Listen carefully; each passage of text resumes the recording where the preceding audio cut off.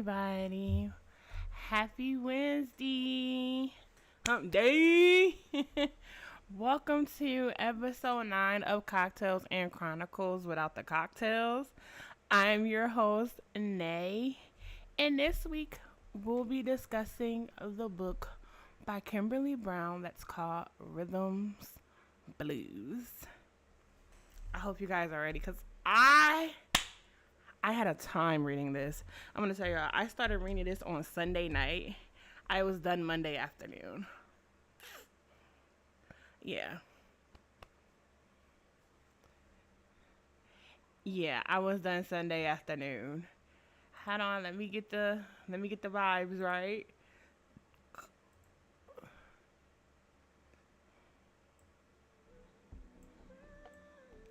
Get the vibes right, set the scene.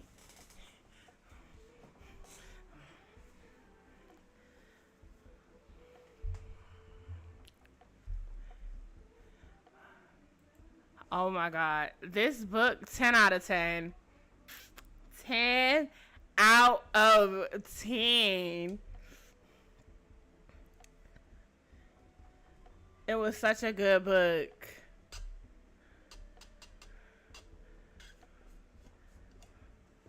Uh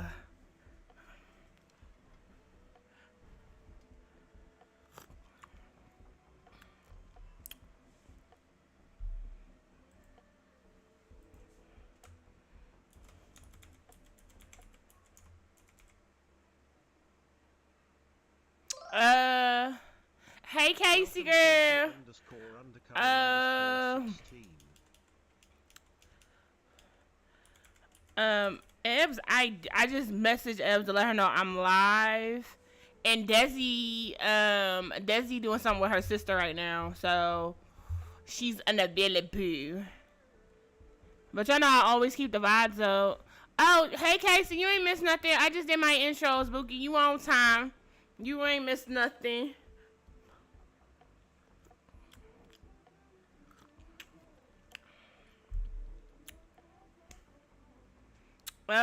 Neff somewhere around here.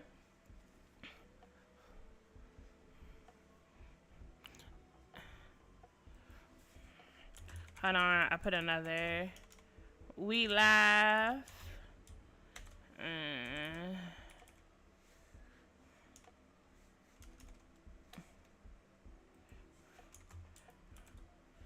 And where Peach at?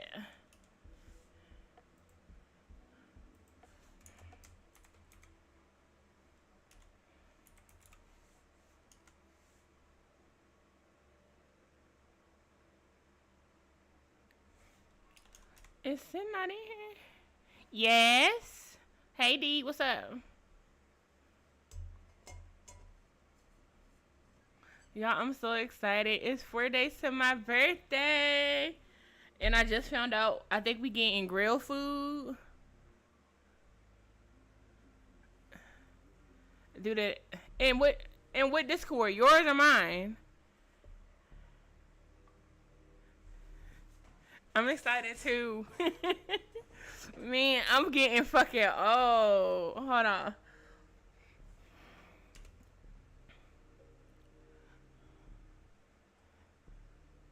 Okay, hold on.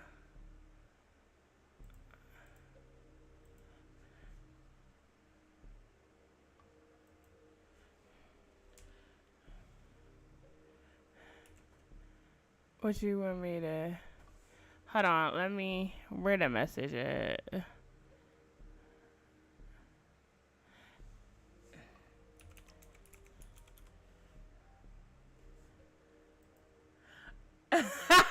Not the...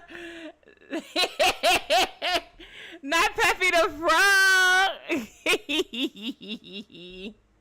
That's so cute. And then oh! Not everybody got emojis for me and they cool. I love that. Hell yeah. Aw, D. That's so sweet. Hold on. Let me.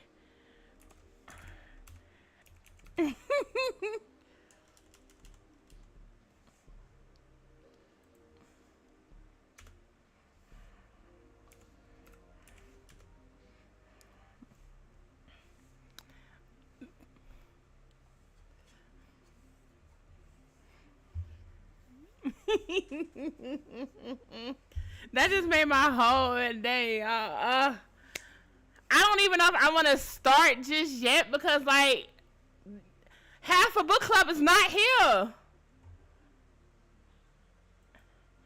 These motherfuckers gonna walk in late. They're gonna walk in late, and I'm gonna be like, you cooked. D, I appreciate you. If I didn't tell you that recently, I appreciate you so much. Yeah, Casey, they about to be shit out of luck.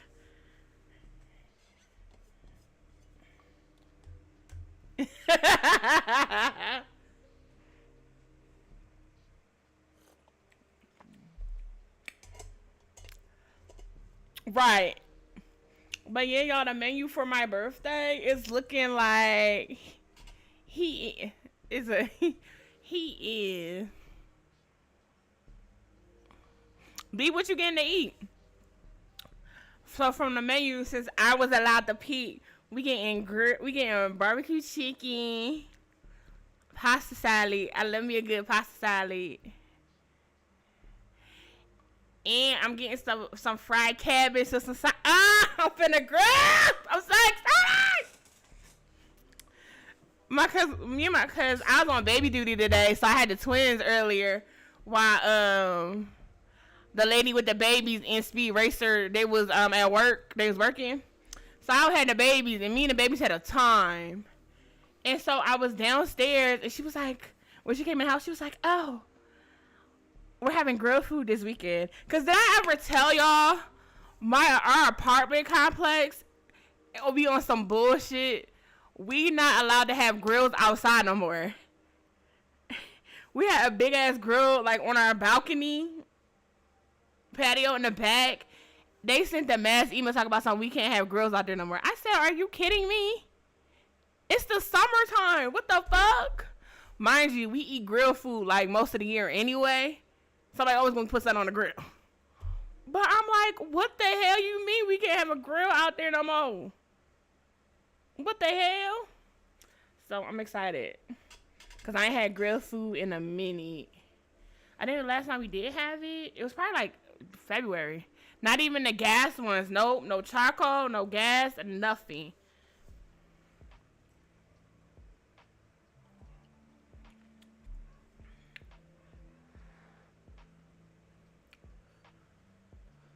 Nothing. Nope. Not even no girls outside. They said they made it clear.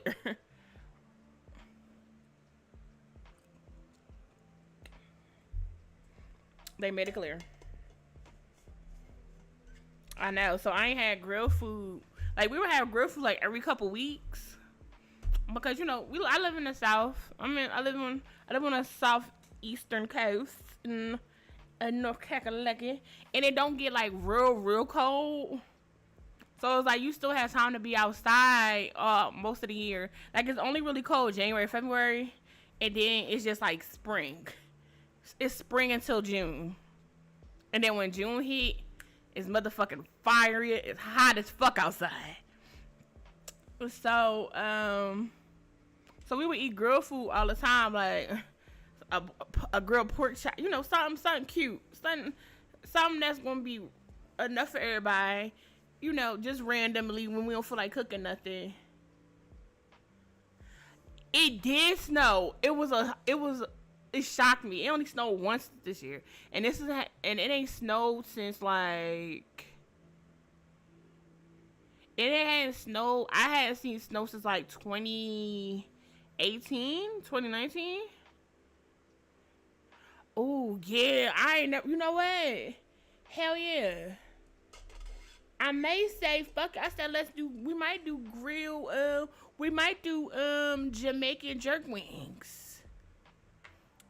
Yeah, let me see. Today, what was it today? Oh, the high today was 84. It's 73 right now. It's gonna get cooler though, but yeah, it's just gonna be in the 70s and the 80s for the rest of the week. And the lows is in the 50s and 60s. My bad.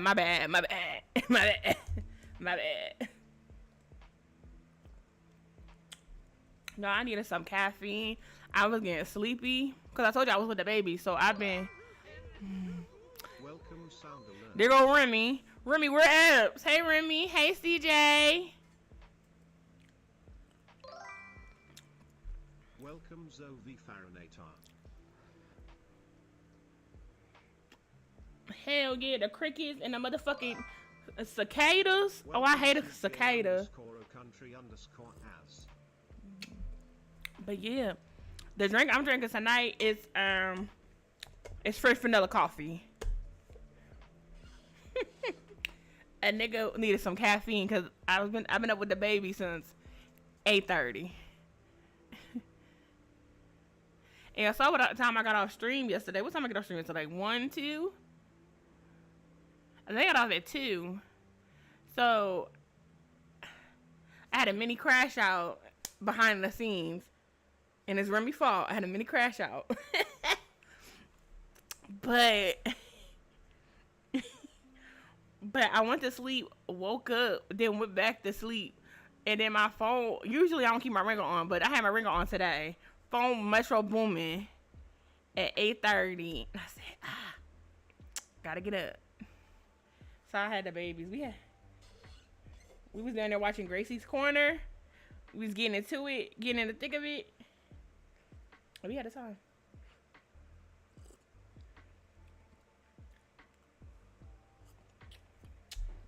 They're so cute. Okay. They ain't got no chicken fries. What the hell is going on? If you can't go to Walmart to get your chicken fries, where the hell can you go?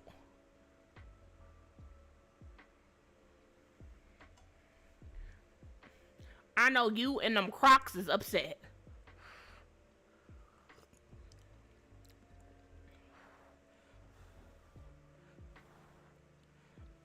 Oh my god, and I seen your Instagram post, Remy.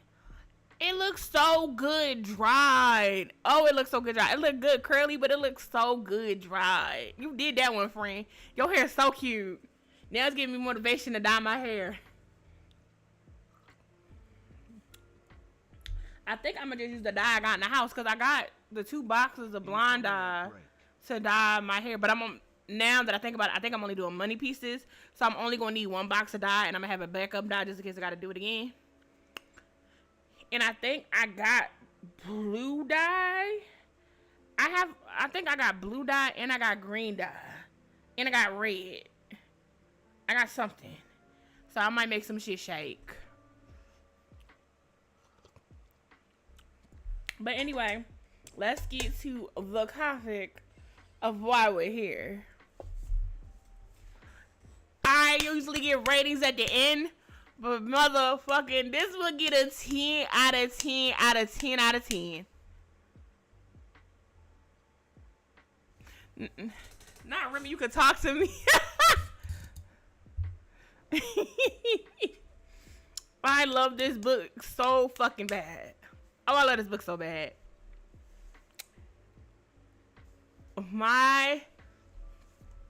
If I had to choose my favorite, like, 3 characters,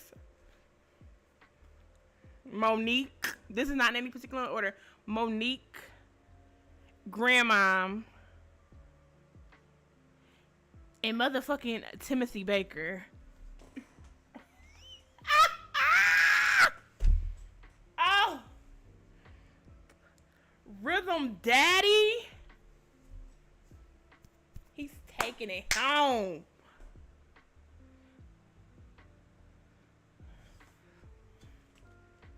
Not you so.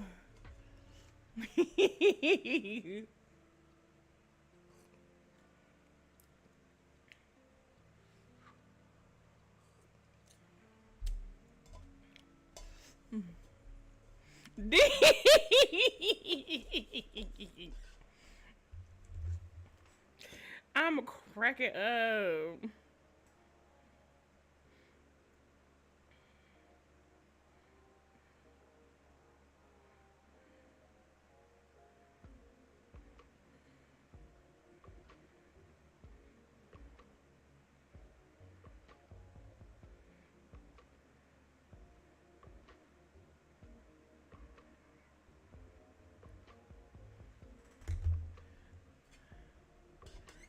Right. He sound like he a ball daddy. He sound like he used to work in like a factory or like a factory or like one of those type jobs and just had money, or he just was that nigga. I feel like he was a hood nigga, but when he had his daughter, she softened him up. Well, you know what? He is from South Carolina, so like I feel like he was a country ass nigga who was doing country ass hood nigga shit. Turned his life around when he had his baby.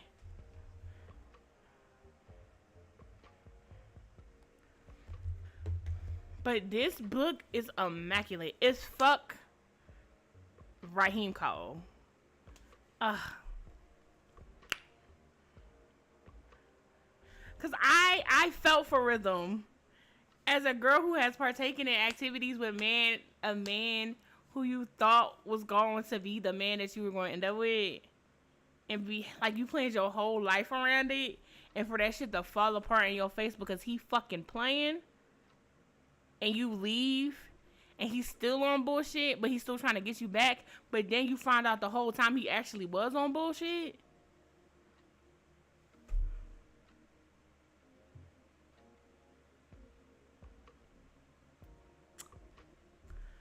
So let's get into it. Okay. So the book started off with our girl Rhythm. Mind you, the book started off motherfucking shady as fuck. Rhythm at home, laying in her bed, you know, doing her thing. Mind you, she bad as fuck. She got a college education. She got her own business and she make her own money. All she wanted was not to be in the limelight. She just wanted to play the background, but still be appreciated and acknowledged. Raheem was like, hey, I don't know so much about that bit, dog. So the book started off with Rhythm in the beat. She watching an interview that what's his rap Prince doing? That's his rap name, Prince called Iro. And they they asking basic questions about his new album, what he working on, blah blah blah. And then they ask him if he's single or he in a relationship. This motherfucking nigga had the audacity, the gall, and the motherfucking disrespect that as a man they do have, because men is disrespectful, to say I'm doing me. What the fuck you mean you doing you when you with somebody else? What you mean you in a relationship with a girl that you've been with for 3 years, practically married, and then all of a sudden he's talking about some Check damn out the Pando Pet Cafe to play with. He's talking about some damn I'm doing me. My blood would have been boiling. That nigga would have been in a body bag by the end of the night. Don't you ever play with me. If I give you... Hey, Welcome Steve. If I give you the what word can I use?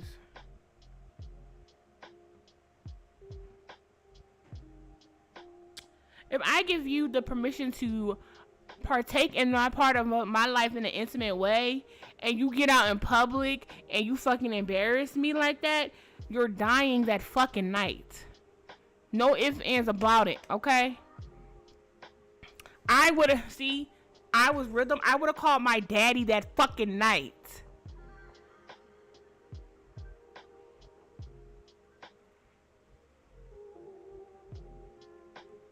I would have called my daddy that fucking night.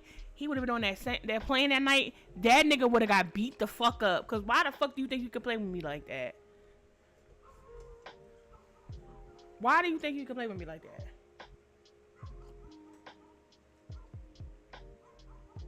Oh Lord. Hold on, y'all. I'm being nosy. The kids don't want to go walk the dog, and the dog out there acting crazy.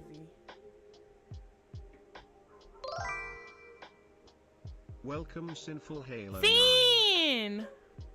Lord.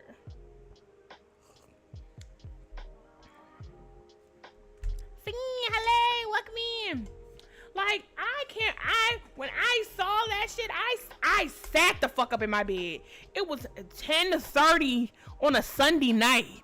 I sat my ass up and I said, excuse me?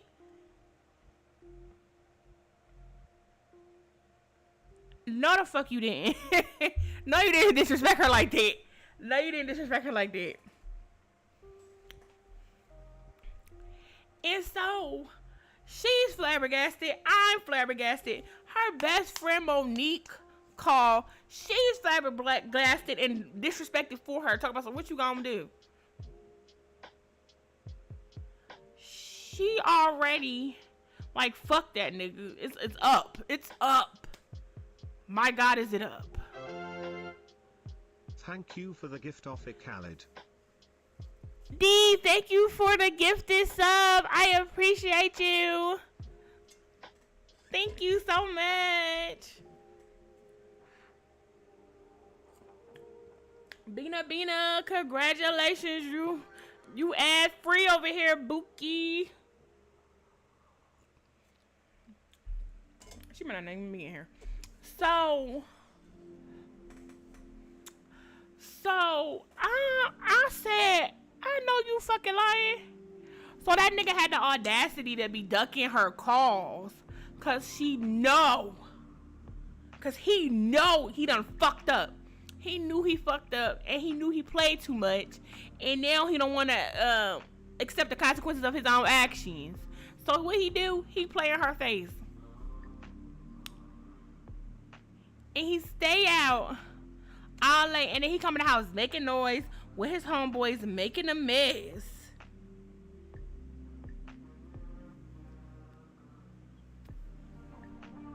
She come downstairs and she like, what the fuck is going on?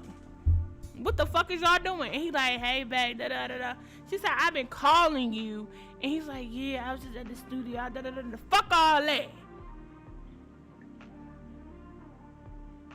Baby, I don't even care if he owned that house. Them locks on that door would have been changed. Would have added one of them motherfucking locks at the top too. So even if he got the unlock, was able to get it unlocked at the bottom, he's still not getting in. Okay, I would have changed all the locks on the door, locked all the fucking windows. Cause you're not getting the fuck in this house while you're disrespecting me. Hell no. Sit outside, bitch. You wanna act like a dog? I'ma treat you like one. Sit. Motherfucker. And so he acting all nonchalant, and I hate. One thing I despise, D. Please. One thing I despise about some type of, I hate a nigga that's too nonchalant. Now don't get me wrong, I like a laid back, I like him nonchalant a little bit, but when you take that shit too far and act like you don't care about nothing or anything, you gotta go. You have to go.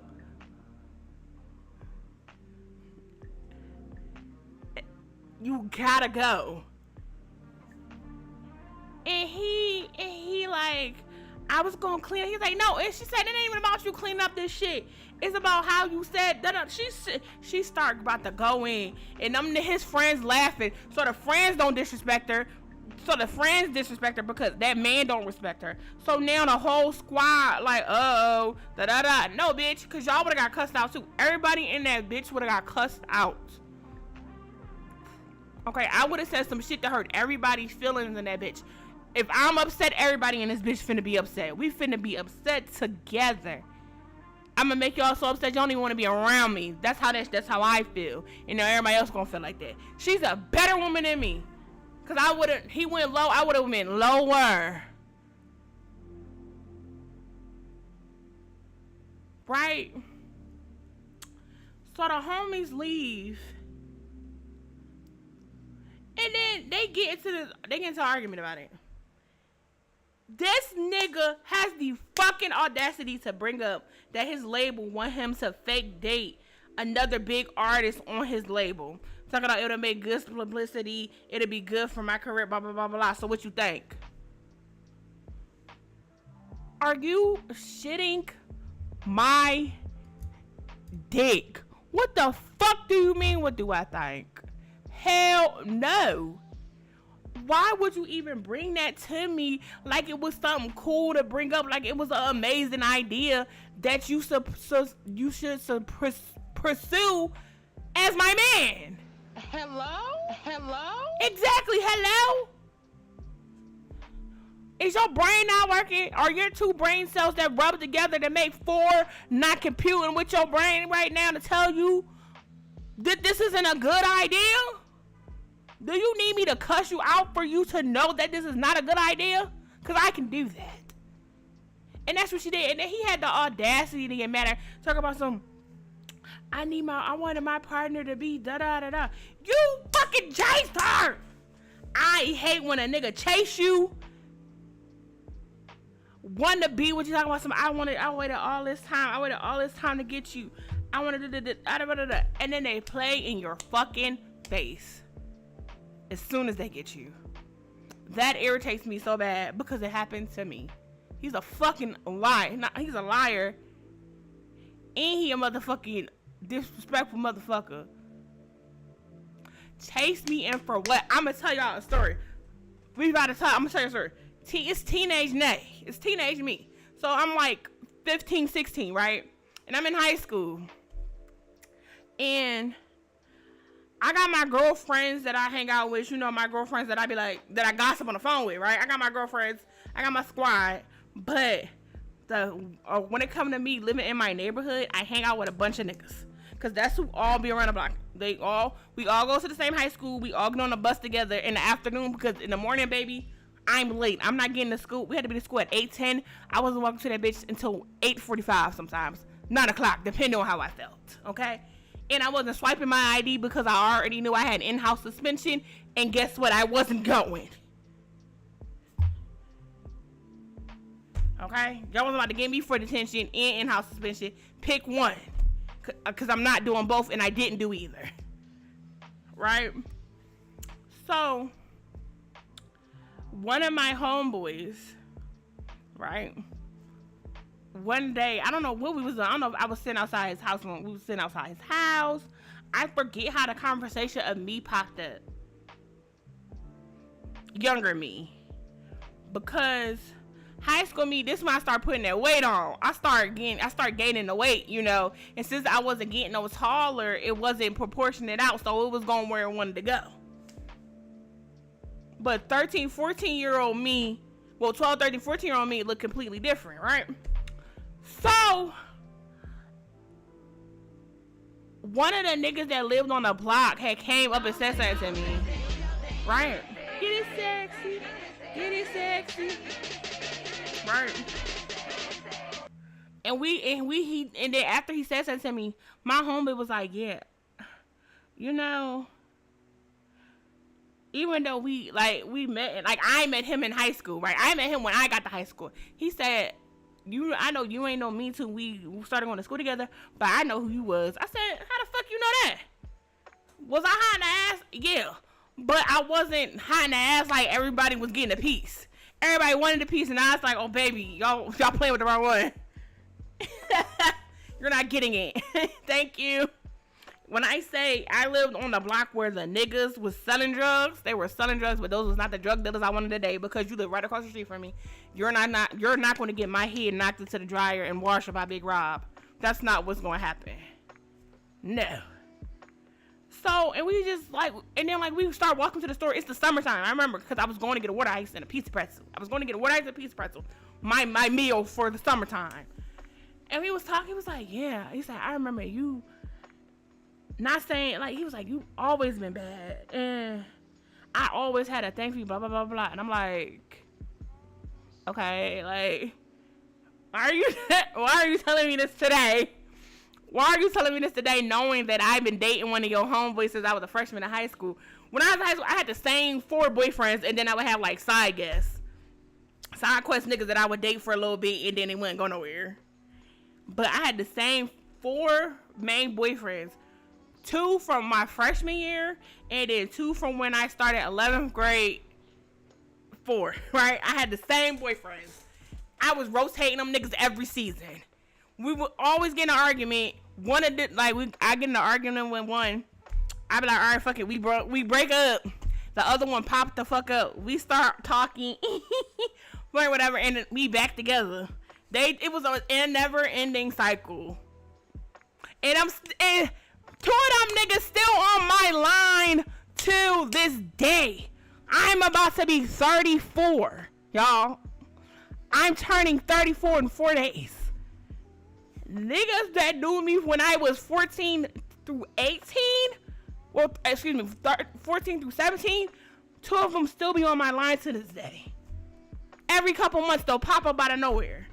I blocked one because he kept talking about something, when you gonna give me a baby? And I said, haha. Never.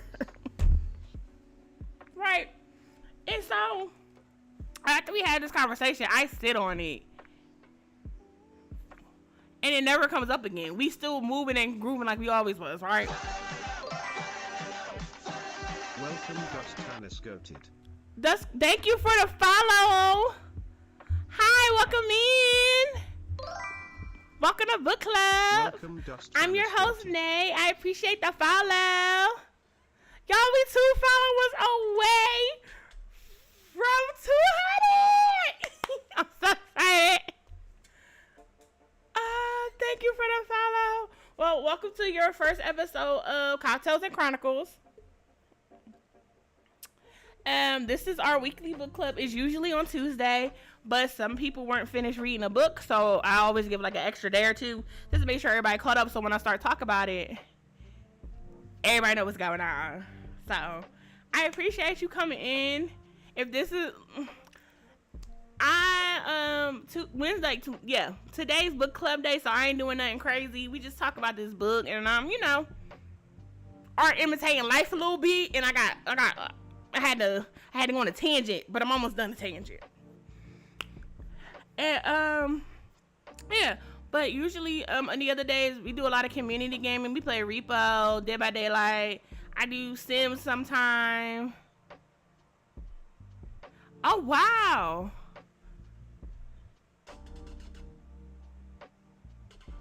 Ooh, what anime? I would love to watch. I'm trying to get back into anime because like I haven't watched it in like the longest time. But that sounds, hey. Oh, you big dog. I like that.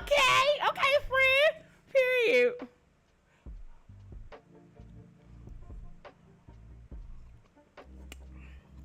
So wait, like that gotta be 14,000. That gotta be a couple episodes. SL Ragnarok. Okay, I'll look out for it. Matter of fact, let me write it down. Hold on. Give me a second. Let me put it in my trusty busty notebook. Because I will forget. It's for one episode? How long is the damn episode? You talk the whole time. Is you about the episode by yourself?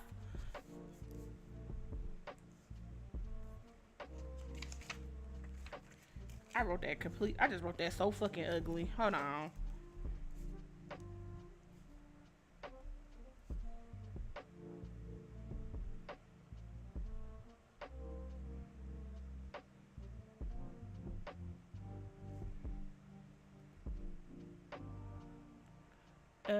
Make sure I spelled it right, cause y'all know I spell shit wrong all the time. Okay, and write it again so I can read it. Ragnarok. Okay, I got it. Incoming ad break. Oh wait, that's solo level. So I have not watched that one. I know a lot of people in here have watched it. Wait, is that it? I'm listening to DeAndre. DeAndre, stop. I'm listening to you like you know if that's actually what the SL stands for.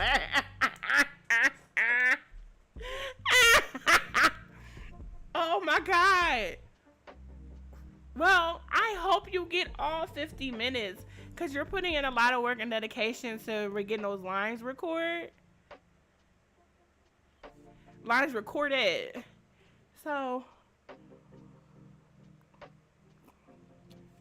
taking a sip of my coffee, hold on.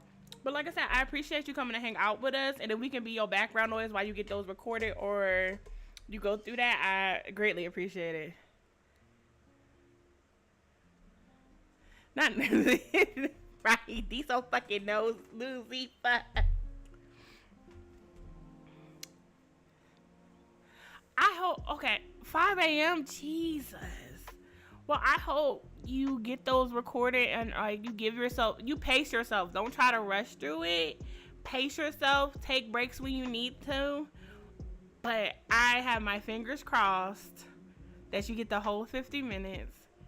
And whenever it comes out, you can come back and let us know. Message me, let me know. And I'll make sure we will have a watch party. Probably not on Twitch, but probably do it in my court.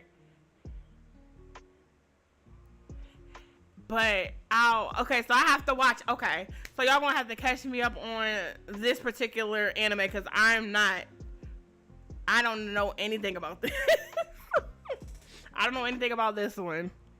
So I'm gonna need y'all to fill me in. No.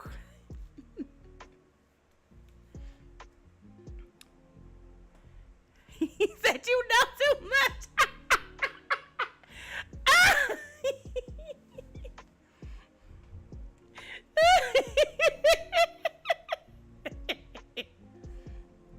Yes, but a lot of I would say majority of the community, we do partake in watching anime. I might be the one who's the most behind with it, but I think more people are caught up. Too quick, too nasty. Make sure y'all screenshot that. He's wilding out again. DeAndre, please.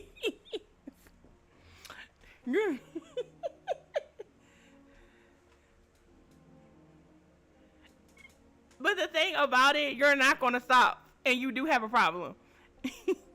And look, the first step to stopping is actually admitting you have a problem. Right. Embarrassing. Like, just now he might leave because you know people like to unfollow me, and now they leaving. See, Dita embarrassed us. Is he okay? He's from Florida. I don't. That's all I can say. He's from Florida. Do you have a problem?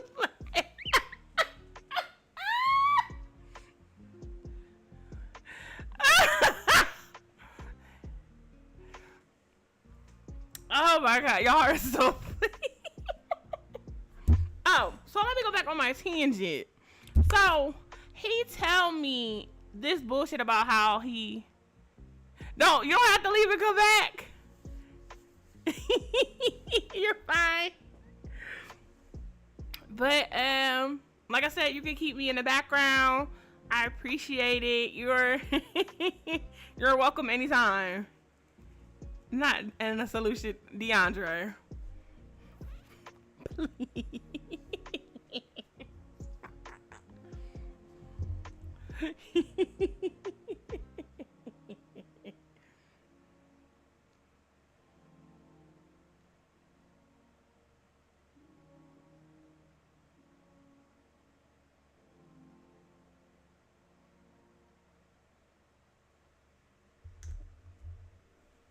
Okay, I'll probably still be here. So, where's I at? Oh, right. So he told me that, yeah, I got a thing for you. I always had one. He was like, blah, blah, blah, all this bullshit, right? Mind you, this happened in the summer. Like I said, we went back to, like, just being, like, everything was copacetic, wasn't no issues. And then he brought it up again in January of the next year. So me, I was like, what the hell? Why not? Like, we already friends, we get along, blah blah blah. Like I trust him. Like that. Like ride or die. Like I'm picking. I could pick up the phone and be like, da da da da. He there, right? So we give it a try or whatever. And he brought me something for Valentine's Day. That was the first Valentine I had ever gotten in high school, mind you. Geeked, right? And he didn't do it at school. Like he did it after school, or whatever.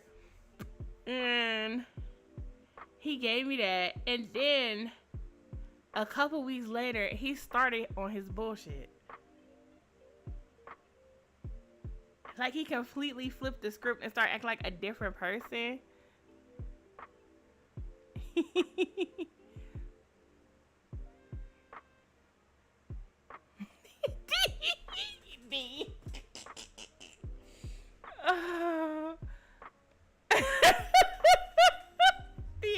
D.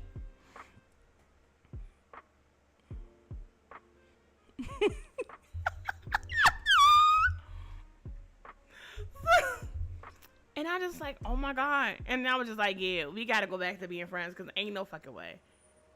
I'm not dealing with that. It's no fucking way I'm dealing with that.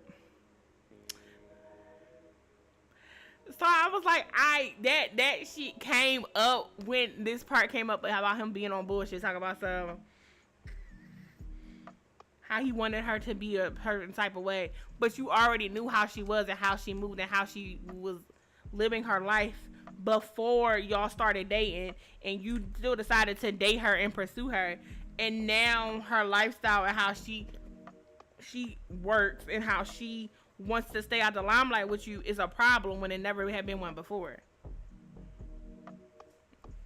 Not you closing the door. So, and then like he had the audacity to be upset, like he got mad at her for being mad at him when she was legitimately mad at him, and he got mad. You shut up. You shut up. Don't you come in here interrupting me, Bolo. We having book club. Hush. Hell. Come in here bothering me. It's book club. Shut up. And guess what? When I come in that stream tomorrow, I know you better not say no smart shit to me or about me, cause I'ma start cussing.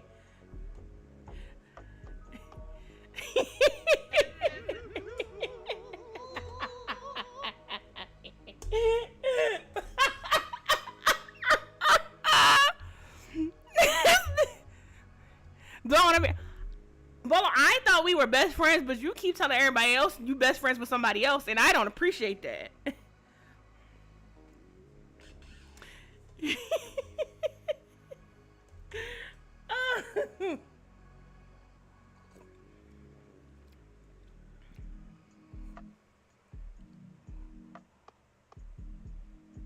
Now I got demoted and then promoted again. That is insane. Not you wow. Not me losing my stripes and then having to earn them back.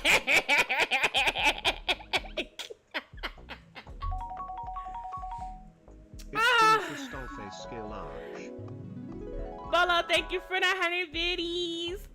And then the second 100 biddies. And then... Okay, thank you for the 300 biddies. Is it 300? You still going? Bolo, I don't know if it's coming in late or what. Thanks for the cheer. Go to bed!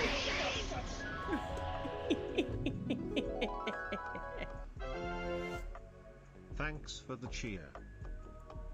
No, Bolo, cause you be treating me wrong. I've been asking for you to play BioShock, and you keep talking about some. Thanks for the cheer. You gonna talking about something I don't want to play it right now. I want to play something else, and then you start playing all these long ass games. And I'm like, you could have at least did the first one. Don't do that. BioShock is my favorite game.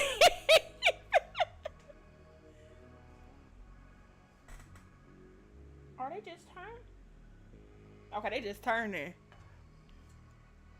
Okay, I need to see that on my screen in like the next 7 days.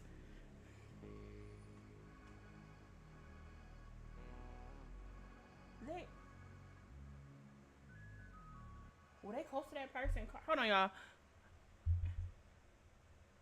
Now, why the fuck would they that? You could have hit that. You could have hit that motherfucker car. How the fire rescue? Okay, cause I'm like, why the fuck is he doing Red Dead 2? But thank you for the 500 biddies below. I'm like, I've been asking for BioShock and I'm getting ignored. Now I found out why I was getting ignored. I lost my job again. Casey_underscore_16. This keep happening to me.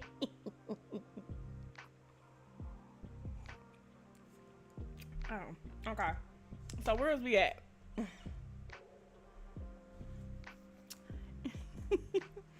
So, right. So then we get to Channing.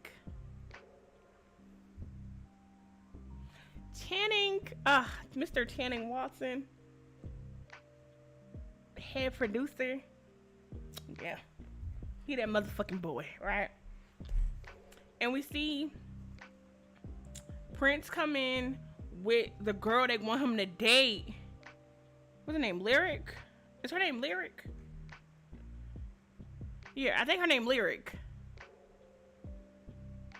Right. And so they come in there, blah blah blah. Prince distracted because motherfucking Rhythm is on that fucking line. She's on that line because he keep playing with her. And so like she said she don't give a fuck about a session. She don't care. She don't care. So they try to go through the session. Lyric feels some type of way because he paying all his attention, because Prince paying all his attention to Rhythm. And they want to work Channing like, bro, this is so unprofessional. He looking at it from a professional standpoint, like, you got to keep this shit out the studio, right? So after their session, a lot of shit ain't get done. So this nigga again, in the first 2 chapters, the amount of audacity, disrespect that this man showed Rhythm is insane. And I don't understand how she stayed 3 years. Cause I know this ain't the first time. I know these wasn't the first couple times that he done disrespected her in this type of manner.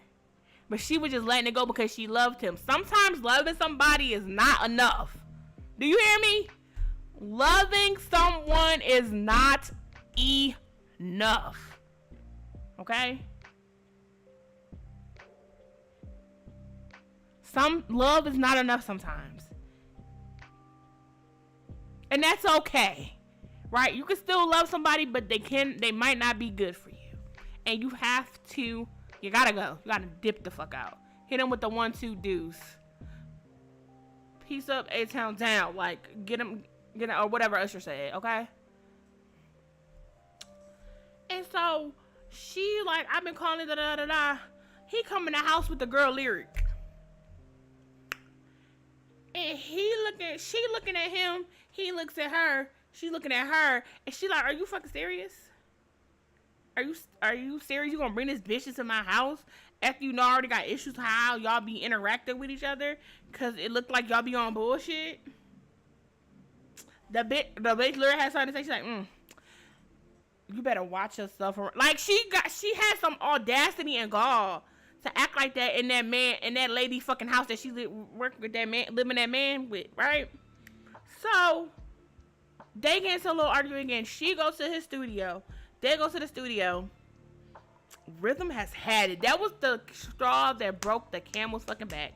Baby, she packed up some of her shit and she had a deuce on that nigga and dipped, right? She dipped the fuck out. Yeah, like, yeah, you got some nerve claiming something that's not yours. Like, are you kidding me? You saying that shit in my house? Where I live, where I lay my head at? And he ain't even correct her. He just told her to chill. So not only do you let your homeboys disrespect me, you let the bitch that's causing static in our relationship because she inserted herself into situations with you that don't seem appropriate, and you gonna let her talk to me like that and not say nothing? You're cooked, bitch. You're cooked. You're cooked, right? So like she left. She packed her little bag, went to her favorite hotel, and she dipped the fuck out with that nigga. Told her best friend what was going on because she turned her location off. That's how you know the river. That's the type of shit my best friend do. Let me turn my location off. She gonna be like, what the fuck you doing? She gonna either think I'm trying to surprise her we're coming to see her, or some shit didn't happen and I don't want nobody to know where I'm at. Either way, she gonna be on my fucking line. And she told her what happened. The best friend's like, you need me. I'm coming. So Monique heading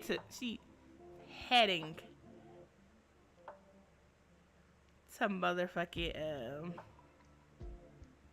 LA, right?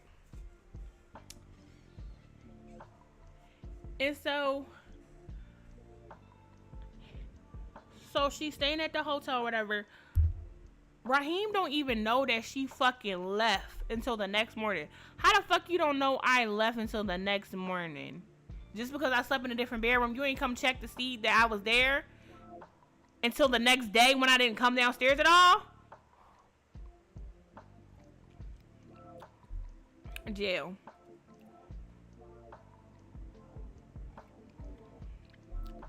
So she said, fuck that nigga. Fuck him. I'm doing me. She gonna pick her best friend up from the airport? Exactly, dawg. That's too long. You should have known I was going 10 minutes after I left.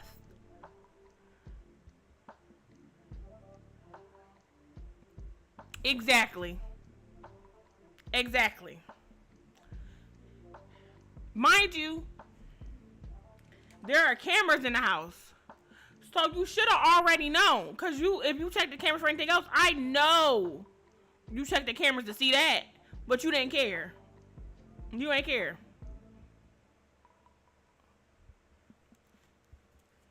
Hell, right?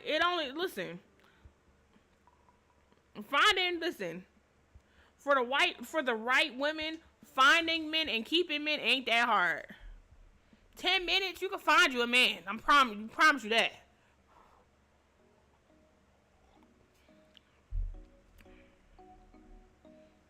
Hmm. 10 minutes, you can find a man, and then in 45 minutes, you can have that man buying you dinner. There you go, Cassie, on a cruise ship, on walking down the street, hell, a supermarket. It's men always going into your personal space. Not you was on a cruise. Oh, you was on a cruise cut. I know that's the fuck right.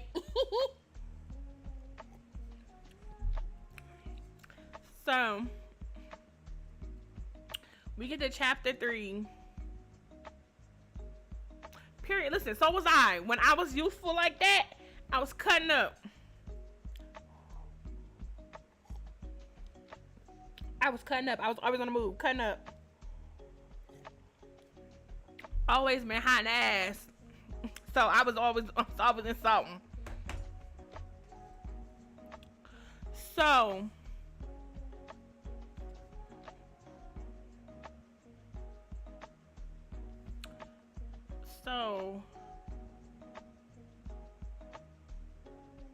So what happened is the best friend come, her and Monique come. Oh no, it's the little shop before this. So we gotta go back to Channing. So after Rhythm talked to Monique said that she come in, they set that up or whatever for the week, hang out. We switch back to Channing and it's the next day. Channing gotta go help his mama out because his mama got a flat tire. Even though she ain't my top 3 characters, she's one of my favorite characters. The Watson women are some of my favorite characters. Oh, I love them so bad. Especially, y'all know Grandma my favorite. Grandma my favorite, right? So the center that Rhythm owns is where Chan and Grandma goes to get her treatment because she has dementia and is ill in the early stages. So the mama got a flat tire, so Channing go up to go change the flat tire. And when he go change the flat tire, he went to go use the bathroom. When he goes to the bathroom, he run into the baddest. He run into the baddest girl he done ever seen, and it's our girl Rhythm.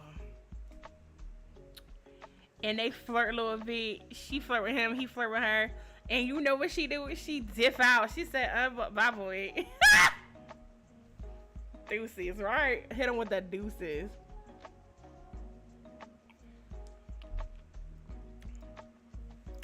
So after that, Channing go talk to his grandma and his mama and all that, get them home, get them situated. And then we see Channing go home and to go see his dog. I love the way his man love his dog. Like she his real daughter for real. It's the cutest name, the cutest dog breed. I love Rottweiler. I love Rottweiler pit bulls. Those are my babies. They my heart right there.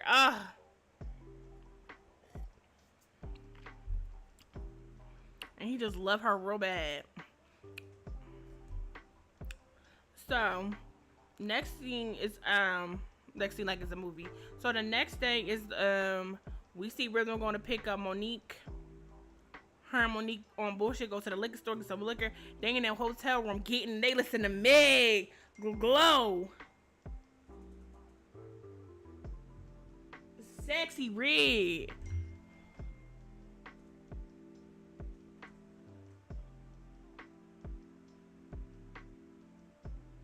Hold on, y'all. Damn. Hold on. My cousin here. Oh, my cousin here. I'm streaming right now. It's book club. It's book club. It's book club.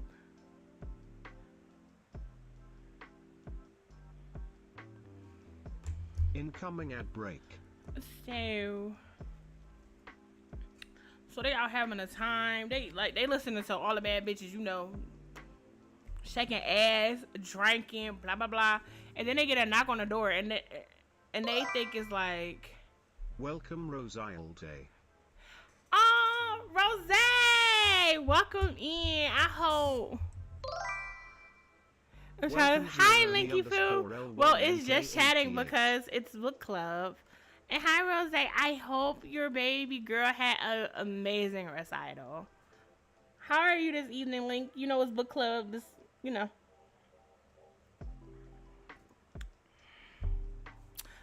you ain't even missed much. I'm still at the beginning of the book. We only on what? We only on chapter 4. I ain't even getting nowhere.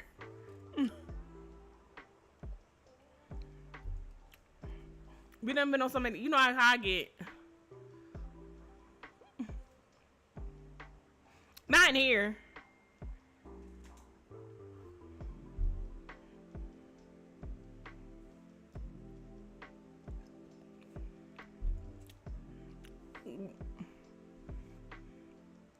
Okay, so where was I at? Oh, so yeah, we on chapter 4. So Rhythm gonna answer the door. And this motherfucking Raheem talking about so this where you went, blah blah blah, trying to talk to her, and she not trying to talk to him. She like, get the fuck out. I ain't trying to know you got to say. Leave me the fuck alone. I done already left. You didn't realize I left until the next day, so you really didn't care. You want me to be all in the limelight, that's not how I am. I never wanted to be that, but you still should respect me as your partner, but you're not doing that. Fuck you.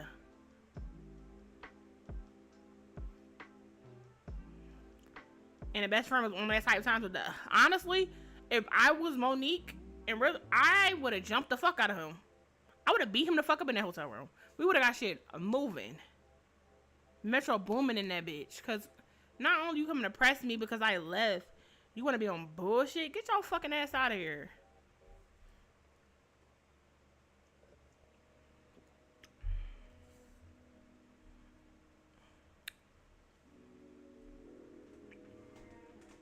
Of course, of course. Sorry. Bro, I pissed you off. Did you redeem something? Did you redeem something?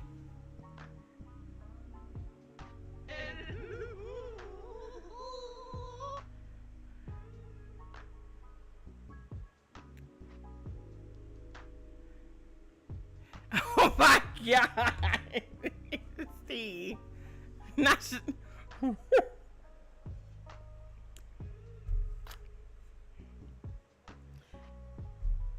I got a question. Are you bald?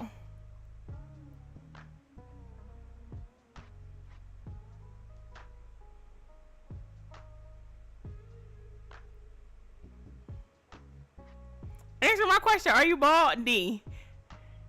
Okay, so you're not my daddy then. Thank you. Mind your fucking business.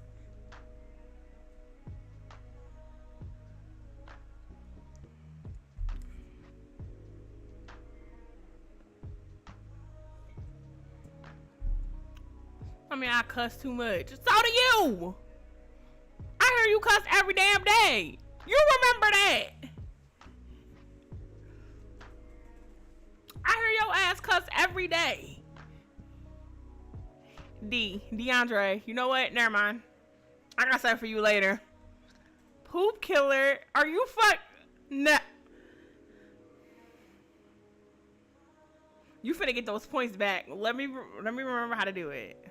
Toxic. Okay. No.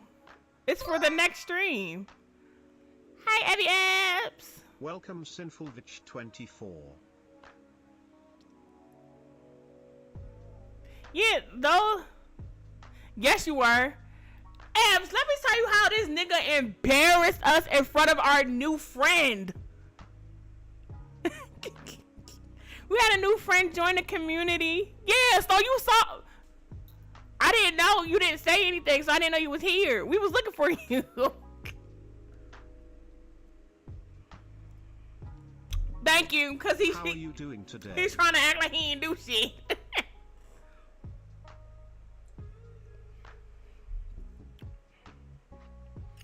But no, when I say when you pick a game, it's not for the same stream, it's for the next stream. But as the host and the runner of this channel, I have the right to either accept or deny your request and give you your points back. Oh my god, you got a fever? Jesus Christ, what the hell? I'm sorry, feel better. I hope you're drinking liquids. You got you a nice cup of tea. You know.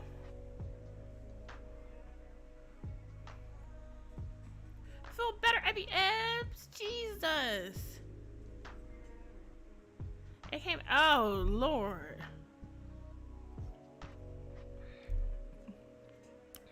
Yeah, I like my coffee like this. This shit good as hell.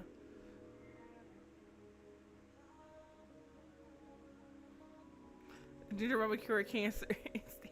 only Seagram's ginger ale will cure cancer. The rest of that shit is not gonna work.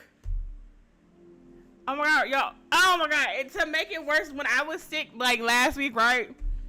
I ordered some ginger ale and crackers, right? Got my crackers.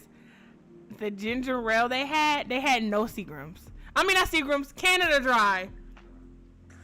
They did not have no Canada Dry, right? They had Schweppes. When I tell you I went to drink that shit and it tasted flat, I was so upset. I was so upset. Because my stomach still hurt. And it wasn't doing nothing. Ooh.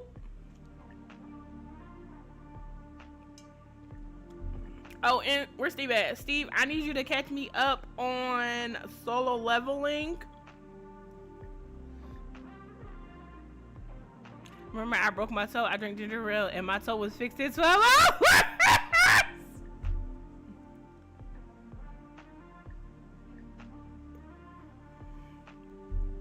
Steve, you're insane. You're insane.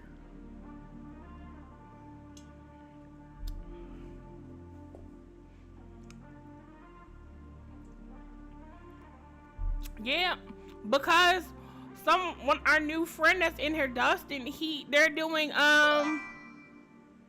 Welcome Kayla May 27. Kayla. Kayla, why the fuck you just missed Bolo? That motherfucker said I got demoted from best friend and then re-promoted. That nigga demoted me. He demoted me and now I'm promoted again. It's up like about like 25 to 30 minutes ago. He was in here. Nigga told me I was demoted. No, I was cracking. I said, who took my spot? I said, not him firing me twice.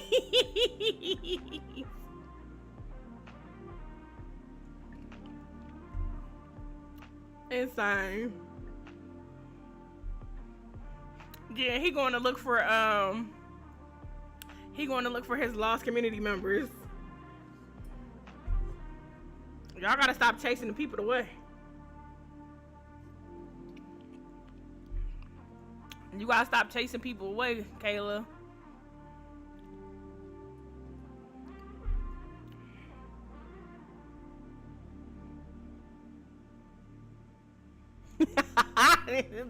Whoa. Okay, Epps. Don't crash out. I feel like you're sick enough not to crash out. But I do not remember us having a conversation about solo leveling. I don't. I'm not saying we didn't. I just don't remember. But also, you know me, Chani.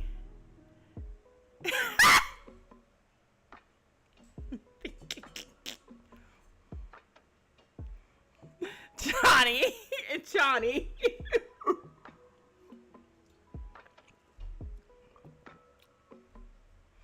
Chani. Whose side you on? Whose side are you on, Chani? Because it don't feel like it's mine.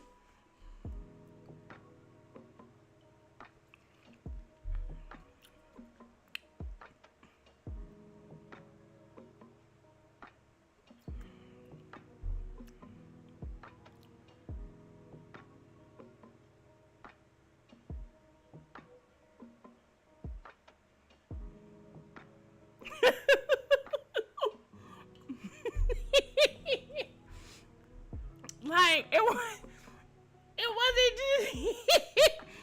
You want to know what's so bad, y'all? Want to know what's so bad?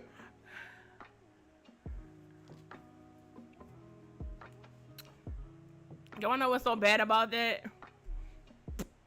From the lyric, like, so y'all saw the video. I had the lyrics, like, the lyrics was on the video, right? I went to go watch the original video to make sure that I'm like, what he mad for? I just added the music that was to the lyrics he had. The lyrics weren't on there. I forgot Neff added the lyrics to send it to me. I forgot Neff added the lyrics. So I was confused about like why he was upset. I was like, I just put the music, I put the right music to it. It wasn't no lyrics.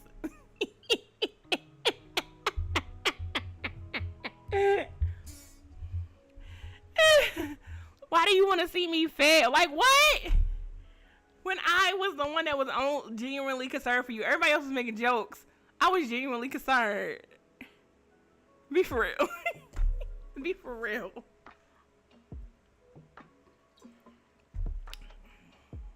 I ain't finna tell no more jokes in there. I ain't telling no jokes.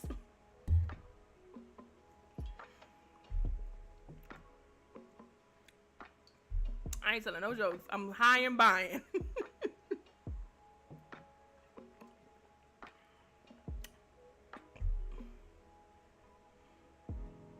Right, and I'm like, what the hell? I said, so y'all want to beef with me? I'm the wrong person to be beefing with. Cause I got a smart mouth and I know how to tell jokes. don't beef with me.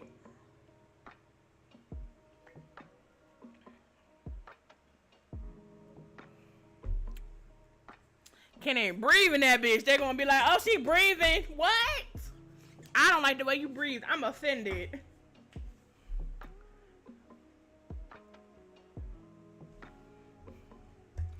I don't even be doing nothing, boy.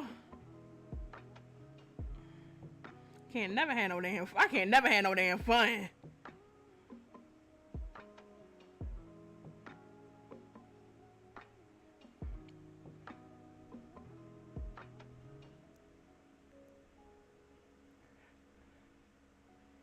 No, it's not even that. Cause honestly, the only reason I'm bringing it up now is because I know Steve, Chani, and Hero just recently watched number one. And then our new community member, Dustin, said they're recording 14,000 voice lines for one of the episodes that's coming out, but they didn't say when it was coming out. It's like 50 minutes, and I wanted to support them, but I want to know the backstory first. Like, I genuinely, like, honestly, I haven't watched anime in a minute. The only anime that I have watched in recent years is Sailor Moon. I keep watching Sailor Moon over again from the beginning. And Inuyasha. And Cowboy Bebop. Those three are the only three animes I've been watching. I'm being serious. And that's been months. I haven't watched anything. Hell, I ain't even watching K-dramas. I just been watching shows that I go to sleep to. I'm watching Reba again for the third time this year, and it's only May.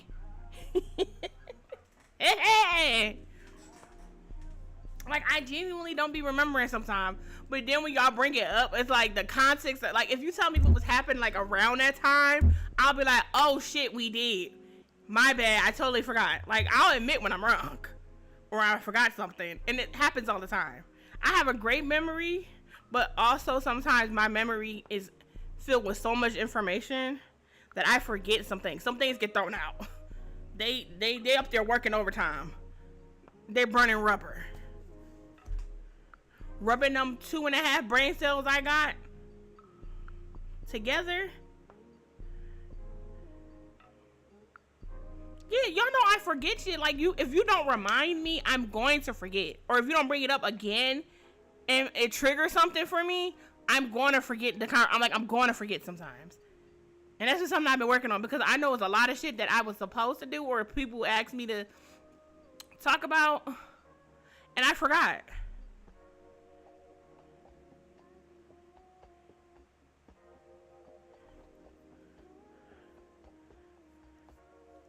Hell, I don't watch it with anybody. It don't gotta be Steve, but I just remember that's the last person who was watching it and who got Crunchyroll. I don't have it. That's all. Unless somebody want to slide me their password and they login that I can put it on my TV. Side eye. How is everyone?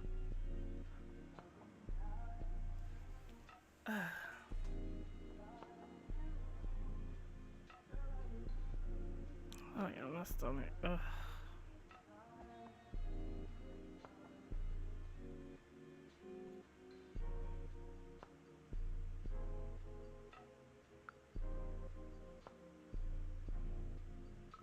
Right, I don't even have Crunchyroll anymore. I haven't had Crunchyroll in years because, like, I stopped watching it and I'm like, why am I gonna pay for it if I'm not gonna watch it? What Charlie do? Wait, Charlie, what Charlie do? Everybody on the list, and I'm at the top. I'm at the top.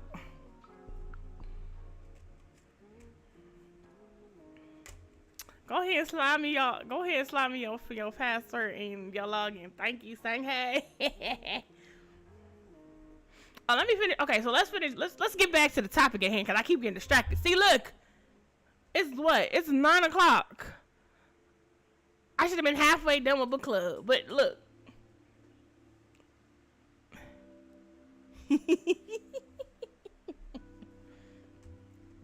So anyway, right? So where was he at? Oh, so yeah, he come up in there.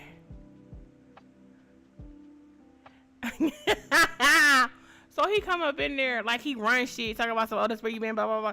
Get like starting shit with her and talk about some your life out, you're born. Like, I wish a man would call me boring or say that he don't like the way I live my life.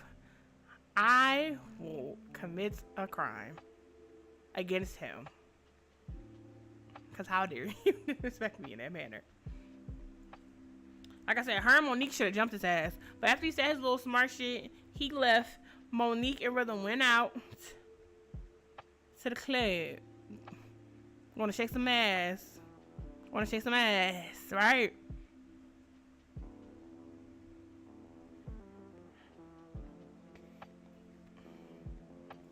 So at the same club they at,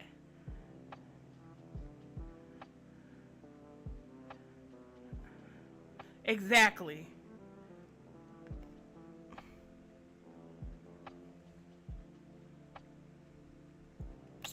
So after that, they go to the club, right?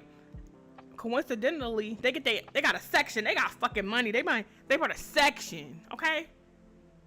Popping bottles, shaking ass. Don't what? Boy, you know this ass super fat. I ain't lying, no. What? I'm his favorite hoe. Get it sexy. What?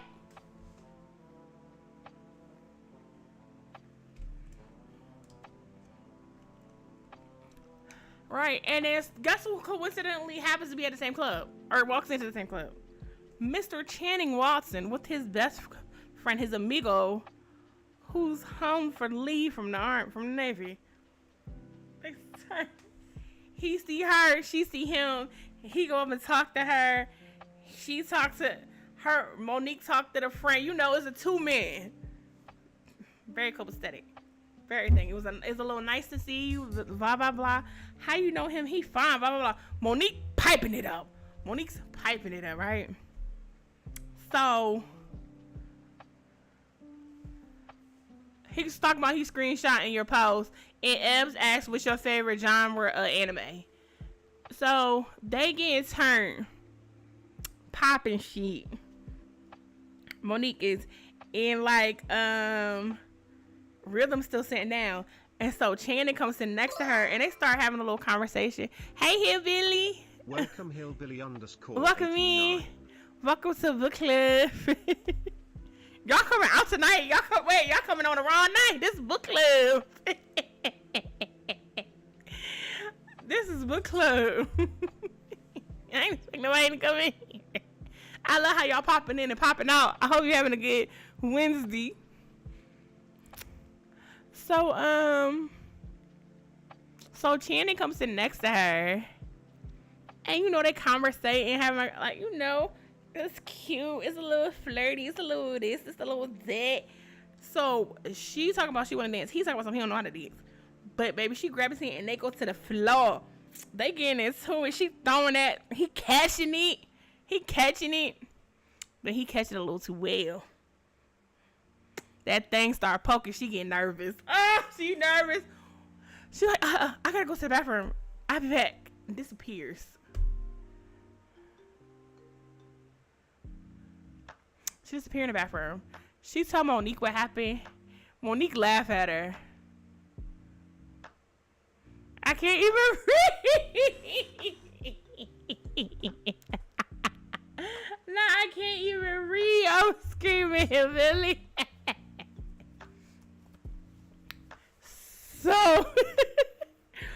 So what they do is they sneak out the back of the club because she said, I can't do this. She said, I can't do this with him. Listen, Hillbilly, if I could teach DeAndre how to read, if I could teach D how to read, I could teach you too. Incoming ad break. It's not hard. They're the actual Hillbilly. Yes, the the only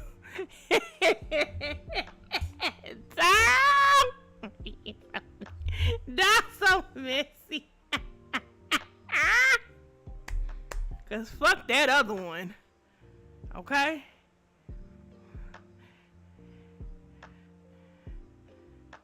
We already at our capacity with our never mind. I'm not even gonna say it. Never mind. We just gone. We going over the book. But y'all ain't know I taught D how to read. Yeah, I be teaching them. When I first started, he was at like a 8th grade. Now he at a 10th. Talk to me nice. I'm playing. I gotta stop playing because some y'all think I be serious when I say shit, and then it get back to it. He be like, what?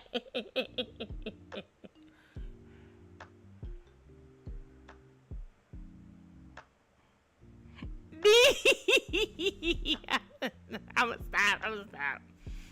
So I don't want him in here. I'll tell Evans to bloop him the fuck out of here immediately. Cause ain't no way you made it seem like I hate you when I was the only one who was actually concerned about your bald head ass. How you die from? Never mind. I'm not even gonna bring it up. I ain't gonna bring it up.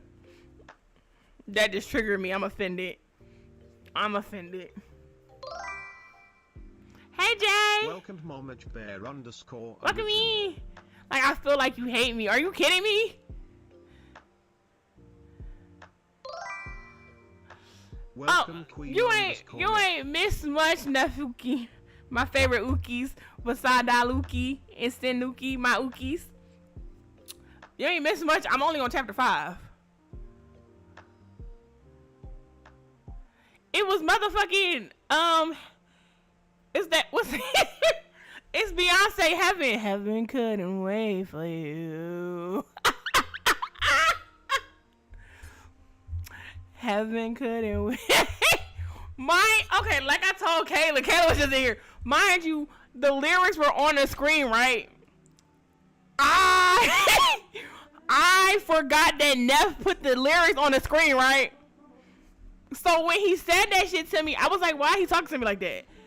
He already had the lyrics on the screen. I totally forgot Neff edited it to have the lyrics on the screen, but there wasn't no music, so I added the music. I didn't even really remember that he didn't have the actual lyrics on there. Neff did that shit, and I said, fuck, he really think I don't like him. I said, but for you to come at me like that way, boy, I'm offended. I said, now ain't nobody y'all ain't getting no jokes from me. Jay, thank you for the 2 biddies. I appreciate you. I hope you're having a great Wednesday. Welcome in. We're just going, it's book club. Book club usually is Tuesdays, but sometimes I usually delay it a day or two just to make sure everybody had enough time to catch up. And yeah. But yeah, hold on. Did you, dog? You ain't see the video? Hold on, I'll send it to you because I still got it. I just deleted it out of the core. I ain't deleted it off my phone.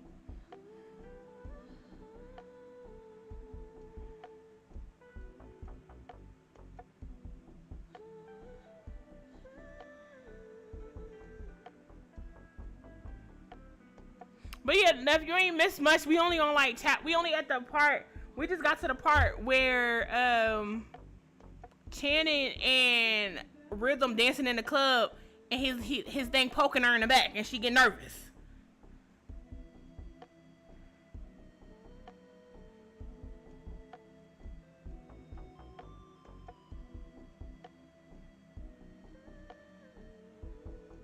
Where's it? So I didn't get too much into it.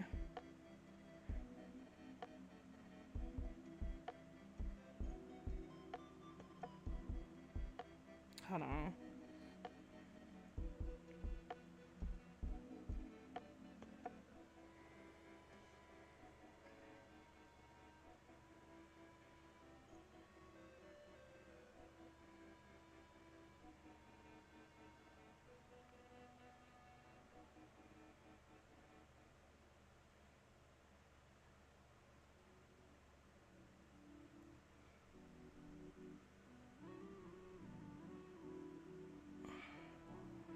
Yeah, I sit down. I sent it. It's in our chat.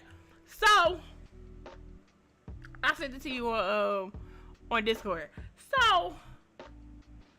So he poked her in the back, and she like, ooh, oh my god. She get flustered cause that thing, and she said, "Oh, Mr. Channing, I wasn't familiar with your ministry." Right? She like, "I'll be right back. I go to the bathroom, baby." She go tell Monique. Monique laugh at her, and they dip out the back door, and he see them leave out the back door. She look at him, he look at her, and she gone in the parking lot, just gone. Just gone. Just gone. Right? So the rest of the night they chilling or whatever. And then we go to like the next day, you know. Monique and Rhythm just, you know, hanging out, doing everything. You know, best friending it up. And Monique tell her that she moving to LA, and she already put a deposit down on the place, and they should live together. So that's what they do. They move in together. Still, Neek gotta go home to get her stuff from South Carolina and get it to LA. Cause she got a better job. She got a job with her company. They transfer her with better pay and everything. I said, I know this fucking, and they pay for the move, and they pay for 6 months her rent. Where I want to know where she work at, and can I do this without finishing my degree? Because I only have 1/4 of a degree, a bachelor's degree. But I need something that's gonna move me like that. So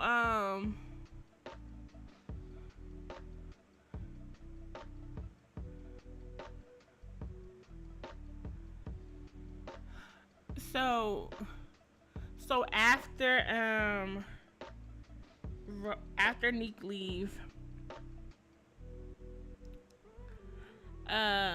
you know, our girl Rhythm, she down in a dump. She just staying in the bed. She depressed, and that's okay, because when you put so much of your time and effort into a relationship and it falls apart, not because of your doing, but you still love the person,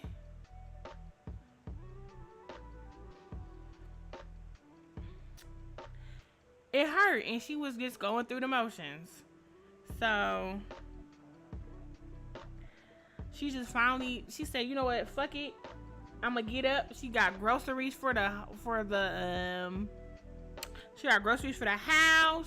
She cleaned up everything. She put on her baddest motherfucking dress, and she went out. She took herself out. She had her one-on-one date by herself. So she at the bar, whatever. She at the club or whatever. She's sitting down, had her little table, got her drink or whatever, and this irritating man. Cause one thing a man gonna do, he always gonna be in your business and always in your face. He's trying to talk to her, nice, like he's trying to holler, and she like, no thank you. I don't want to. No, thank you. I don't want to. I don't like that. I don't know. No, thank you. I don't like you. I was like, and this nigga not taking no for an answer. When a woman says no, that means no.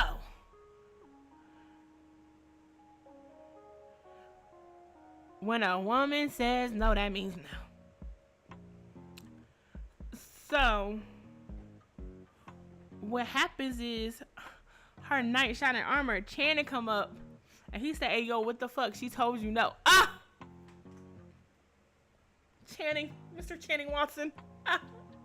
I would have fake fainted, like, just to add to the drama. And she was like, this your girl over there? He said, no, it ain't, but she already told you not. If I see you talking to her again, I'm gonna beat you the fuck up. I said, oh, he like her for real.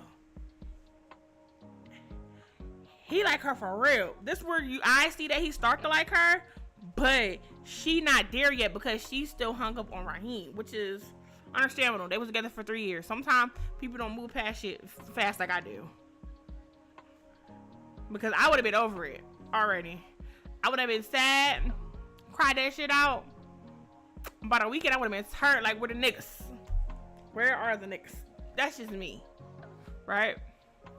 So Candace sitting next to her. They start drinking and talking. She say thank you.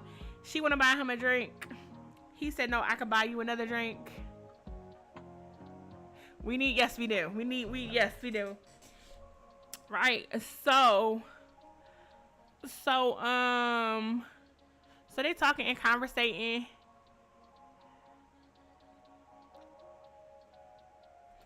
And like, he feeling her, she feeling him. She getting a little, getting a little turned on. Finna get super turned up in that bitch or whatever. He like, it can only be one night. She like, I don't know, blah blah blah. I just got over. Like, she know that he got a man. Like, she had a man, but he just don't know who it is, right? And she just still caught up on him. But she said, fuck it. Threw caution to the wind. They went and got a hotel. Girl, you wanna come to my hotel? He paid for it, everything. We love a man who, like, I'm gonna get what I want and I'm gonna be respectful about it. I'm gonna make sure, since I'm the one who's pursuing you, I'm gonna make sure I pay for the room and make sure there's protection. We love that in a man. Baby, when I say Channing turned her every which way but loose.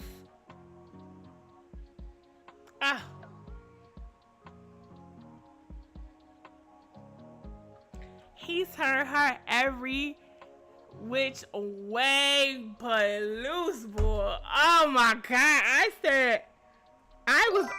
sat up. Welcome Dizzy _. Dizzy! Yes, you can. We just got to chapter 5. Look at him, Billy. Chapter 6. He tore her ass up all fucking night.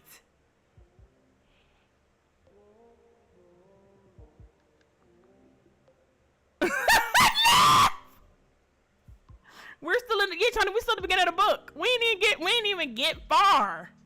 We ain't even get to the nitty gritty yet. We didn't even get to the nitty gritty yet. We having so many side conversations. I feel like I should do more just chatting streams. Would y'all like that? Because I feel like y'all just want me to talk to y'all sometimes. And we get distracted from what we do. Should I add more just chatting streams to the schedule? Yes, okay. Okay. We gotta do more. Okay. Cause y'all, I'm a yapper. I be yapping. Y'all finna get 12 hours of me yapping on Sunday. I hope you are ready. I'm finna run my mouth all day. Yapping with hell yeah. And because in a couple weeks, I want to hear more about Teenage Nay. I'm hungry. Teenage Nay, oh my God. Oh, Teenage Nay. I'll show y'all Teenage Nay. Y'all want to see Teenage Nay real quick? Hold on. We about to do another detour. Hold on real quick. Hold on.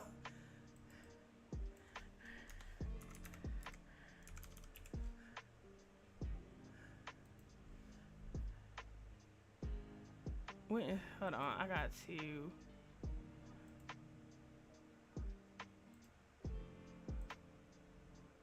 Hold on. Give me a second, y'all.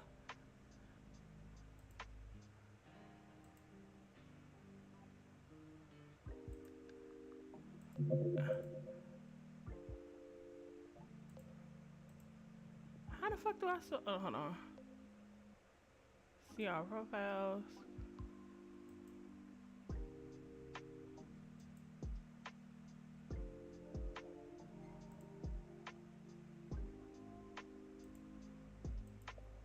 Hold on.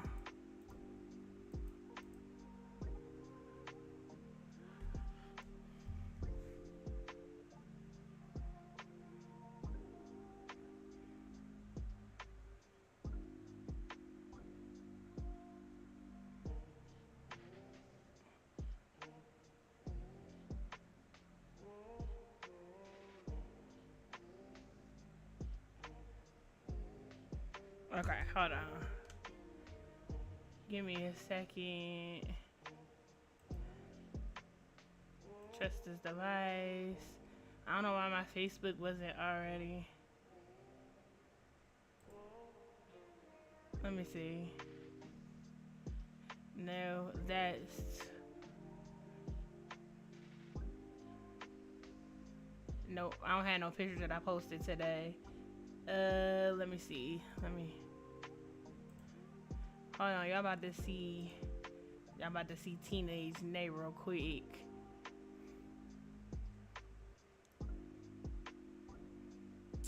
Let me see. Cause I gotta show y'all one. Let's see. Albums.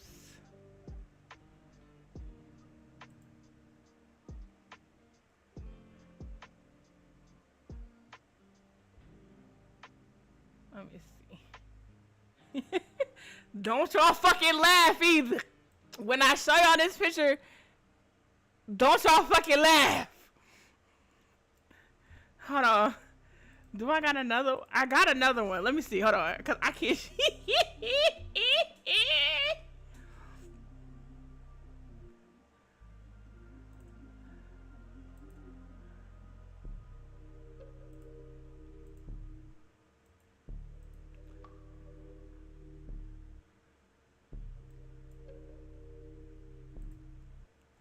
Hold on.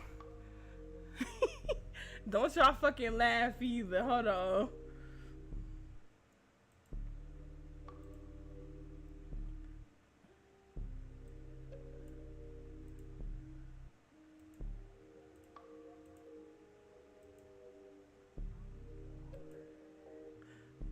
Don't y'all fucking laugh. Look, there she go. This is the hot in the ass girl right here. I think I was 17. Hot in the ass. There she go.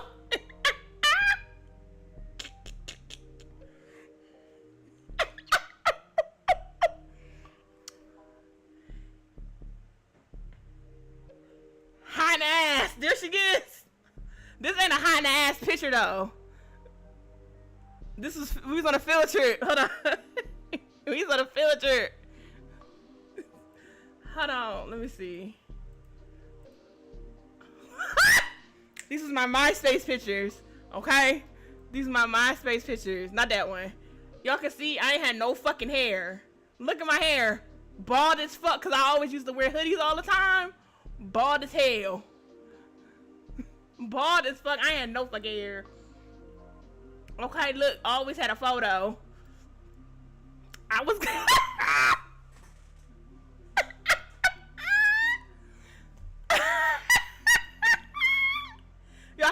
y'all see that?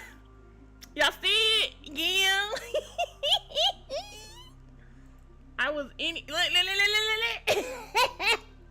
I used to use my mom. I used to use the fuck out my mom's camera to be taking pictures for MySpace. Look, ain't had no fucking hair. Look at the hair. Ain't had no hair. Just look, ain't had no fucking hair. Hold on.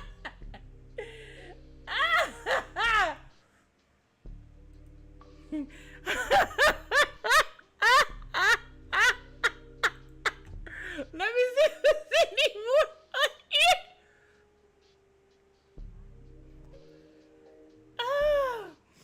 Oh my god, I was screaming. Let me see. I don't think I got any more on here. Yes, I do. I'm lying. Hold on. They probably, hold on. They my profile pictures. Hold on.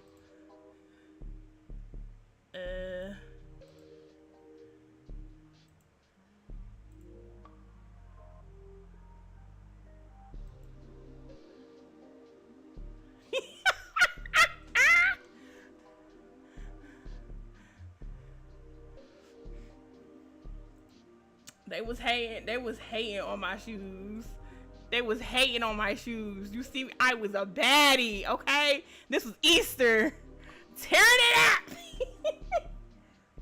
It was Easter. I tearing it up. Okay, can tell me nothing. Can tell me nothing, okay? Listen, just a normal South Philly house. You see the fireplace covered up. Achievements on the wall. Achievements on the mantelpiece. There go baby picture of me over there. There go my brother. I don't know why the flashlights, but they don't ask me nothing. You see the jeans? Y'all see? Okay, let me. Hold on, let me see.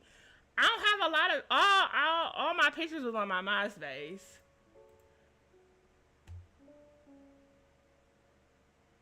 But I know I got my profile picture. Let me see pictures of me.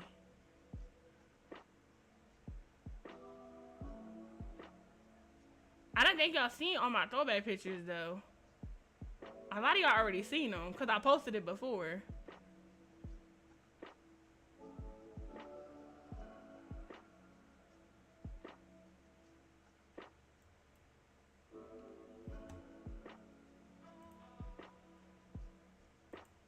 Look, that's that one. This was in the newspaper. My mama put me in the newspaper.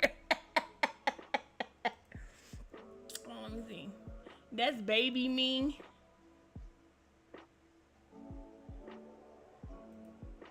That's 19-year-old me harassing my mama.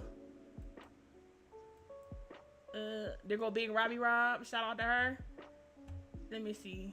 Which sister is this? I think it's my sister Janice. My sister Janice be in here sometimes. She ain't here now. Hold on, let me see. I got more high school pictures of me. I just don't know where they at. Hold on. No, that's early 20. Nigga was always crying. God damn.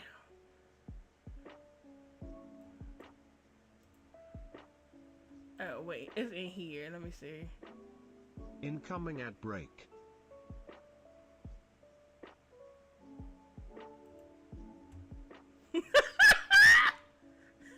Alright, these are the last ones I'm gonna show y'all. Then we gotta get back to book club.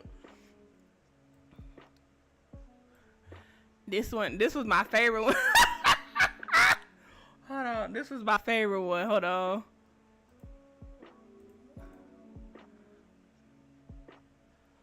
Did I switch? Oh, cause I. Hold on. There it go. There it go. I was wondering where it went. These. Me again. Baby me, you know. This is me and my best friend when I graduated high school.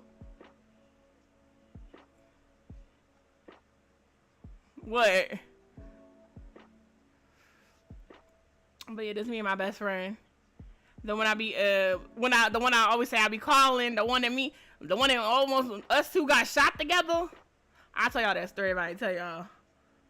And how we had to lie to our mamas cause they knew we was together. And it's my 18th birthday party. Drinking. Drinking, my mama was letting us get drunk, okay? I told y'all. But alright, let's get back to book club, cause now I done got distracted again.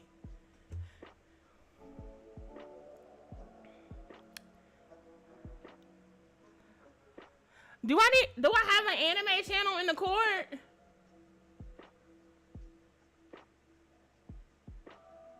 I don't. Hold on, let me make one real quick. Alright, I gotta show her. Okay, hold on. Give me a second.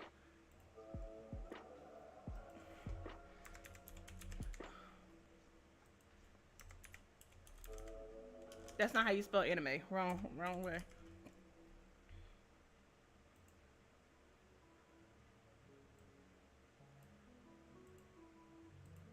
There you go. Hold on.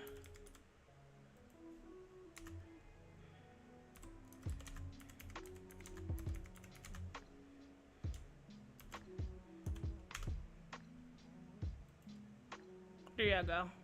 We got one now.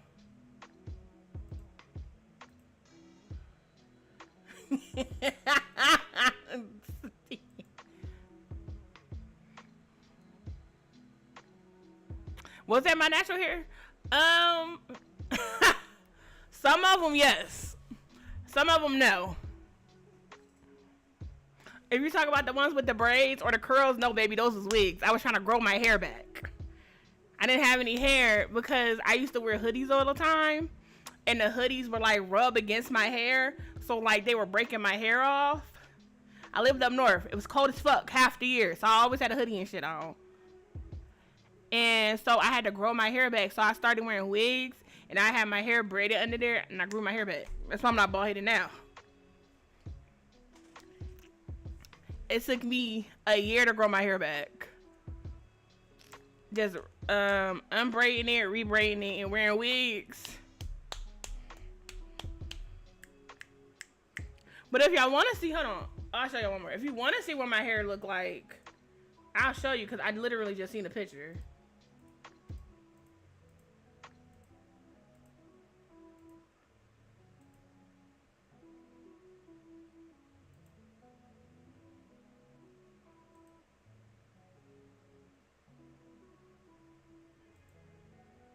Where is that? This is what my hair look like. So that's my hair right there. This is what it took me, how long it took me after a year of me growing it. This is when I was 20. Well, a year and a half, because I'm 20 here. And I had just pressed my hair out and permed it for the first time. So that's what my hair look like now. Hence why I don't be doing shit to it, because it's too thick. And it be a lot going on. That's why I keep it braided up, or I keep it in 2-strand twist. But this week I'm about to fuck with it because I think I'm gonna dye it.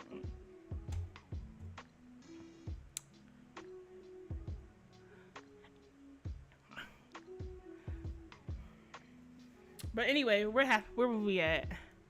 I don't know. So I have blonde dye because I have to dye. What is it? That camera for your first. So I have I got blonde dye because I have to dye my roots, but I'm not dyeing a lot of my hair this time because I already done did the full. I didn't have my hair like a bluish green color, and then I did orange 2 years ago, and the orange is finally going out my hair. It finally grew out, so I think I'm gonna do like some money pieces of blonde and stuff. And yeah, give it some time. We all gonna be dyed here. Remy actually put some fire in my ass because Remy dyed that hair blue and green, and it's so fucking cute. It's so cute. It's like, I gotta do it. So I'm gonna do some money pieces probably in the front, and then in the back I'm gonna do it blonde first, and then I'm gonna let it sit for a couple days before I figure out what color I'm gonna put on it. I think I got orange dye from when I dyed my hair orange, and I still got like some blue dye or green dye that I can dye it, so I don't have to buy it since I'm not doing my whole head. Because when I dye my hair, I need like, if I dyed the whole thing, I would need like 3 boxes of dye.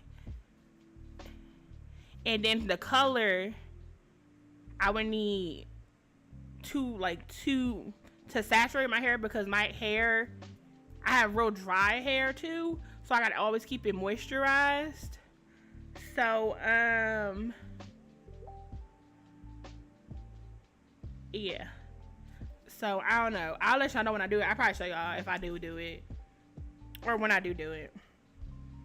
But yeah, so I give y'all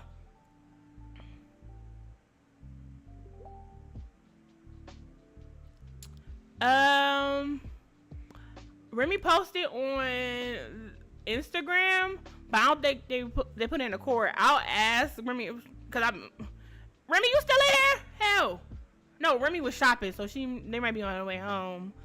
But I'll ask Remy if you want to post a picture of her. It's so cute. It's so cute. Because when she told me the color, Remy, there you go. Remy, everybody wants to see your hair. If you're comfortable with it, go put it in your corner in the cord.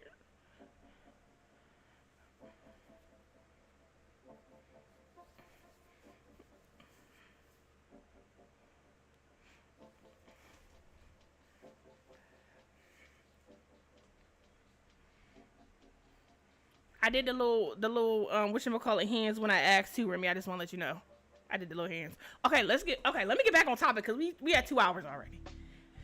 So he blow her back out real good. He blew her back out real good. I think I showed y'all my hair when I had it dyed, didn't I?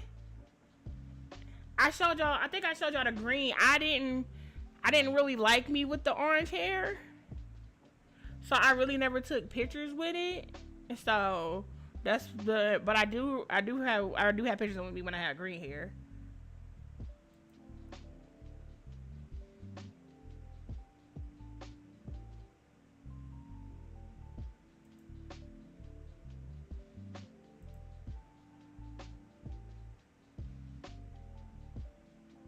Not y'all back up. That's mine.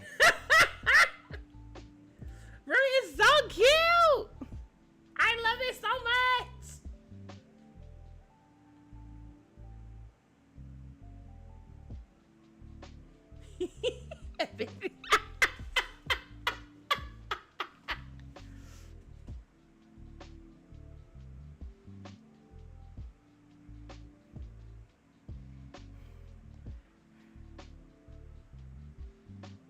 It do. I love the color combo so bad. It's so cute. Because when Remy told me green, and it says neon green, I was like, this is gonna look so fucking bright. But it don't look bright.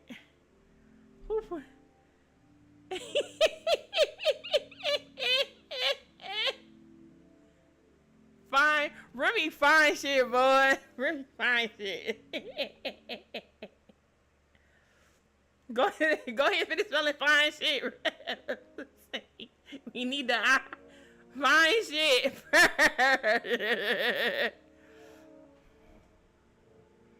Yeah, I love it so bad. I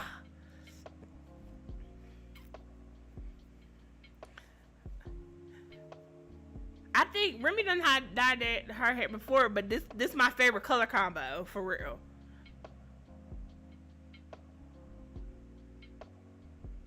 Are you serious?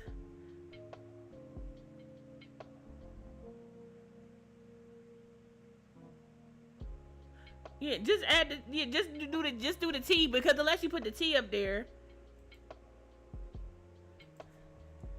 There you go. Fine shit. Purr. It's okay, we know.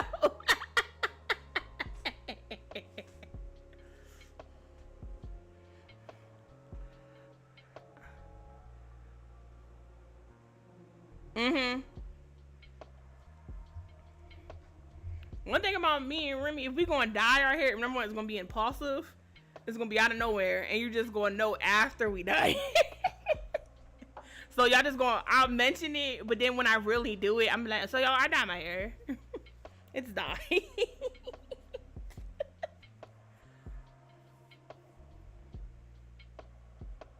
Cause I know when I dye my hair, I gotta do like I have to do a protein treatment. And I got shampoo, so like it'll take me a little longer for me to like get it to the color that I want it, because as soon as I do the blonde to get the my natural hair color out, I gotta let it sit for a couple days before I do anything else.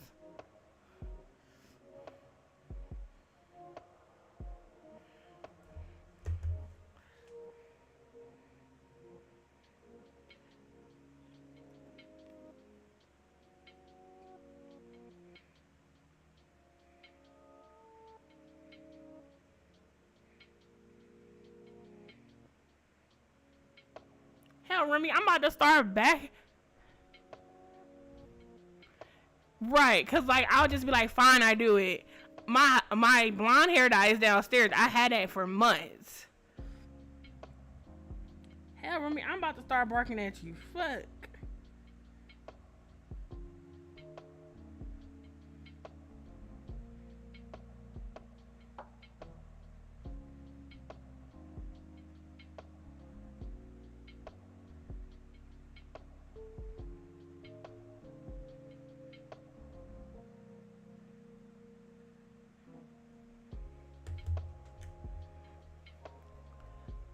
D, thank you for the gifted sub. That's 2 tonight, D. I appreciate you. Thank you. Desi Dash, you back to ad free, Bookie.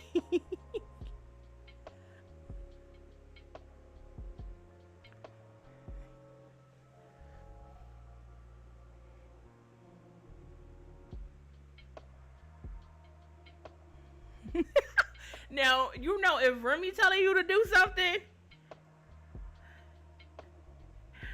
it's time for it to be done.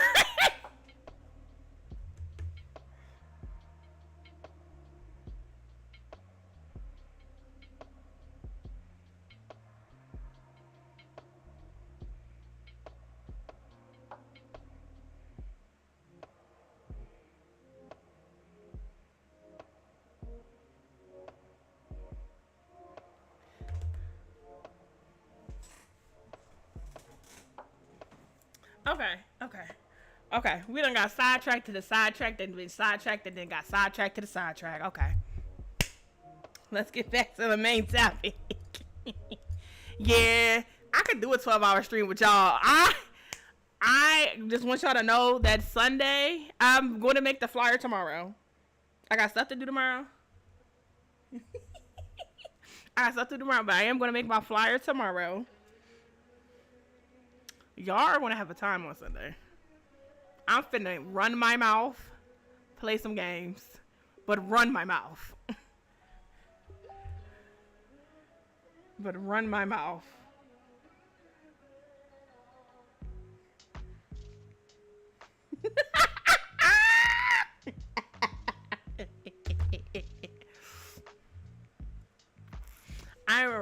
It's gonna be a time. There's gonna be some liquor involved. We just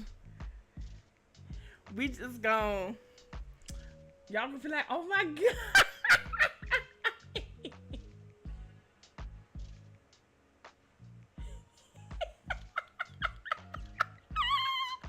I'm excited. Okay, let's get back to the topic. Okay, let's get back. But I'm just so excited. Cause like we had a time last year, but I just got drunk too early. But after I took that nap, we was back up to our bullshit. We was shenanigans again. After I got my second win, we was shenanigans again. So if I disappear and the stream's still on, just know I'm somewhere drunk and sleep for a little bit. I'll leave the mic unmuted so y'all can hear. If y'all want to hear me snore, y'all can hear me snore. So make sure I'm still alive. Somebody got to be the adult to wake me up. Period. Fine, sheets. I did not say serious. So, where we at? Oh yeah, he bust her down from the night to the morning. Nigga ran out of condoms. How are you doing today? God, we did a re-up. That's how I said, oh, Mr. Channing, Mr. Watson.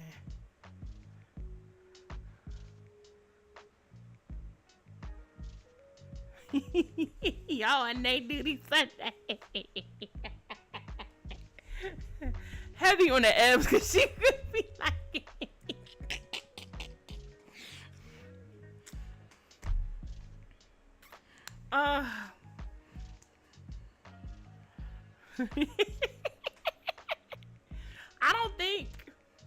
I don't think I was that drunk on the last Ratchet Cinema for y'all to notice. But baby, we gonna get into it. It's finna be insane. I was drunk, but I don't think I was like belligerent. Like I don't think I was drunk as I was on my birthday last year though.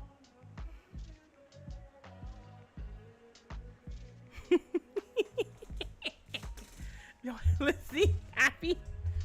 Y'all lucky I ain't got no edibles, because if I would have had some edibles, shit would have been fucking wicked. It would have been wicked.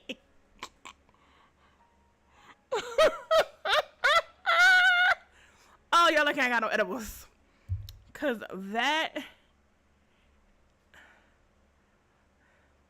because baby, them edibles would have... Them edibles had me on bullshit, okay? Edibles and liquor, yeah. You were doing the most. So I don't even remember. I just remember being drunk. That's it. I don't remember nothing else. I remember being drunk and falling asleep playing The Sims, then waking up and coming in the stream talking about oh, whose sim is that? She cute. That's all I remember. That's all I remember.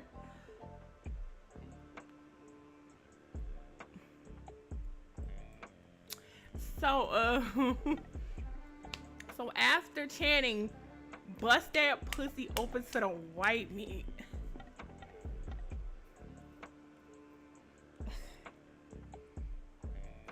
He got, not only he got a dick that don't miss, he got a mouth to match. Sometimes when you got a nigga that gotta walk you through, talk you through it, gee, let me not go there.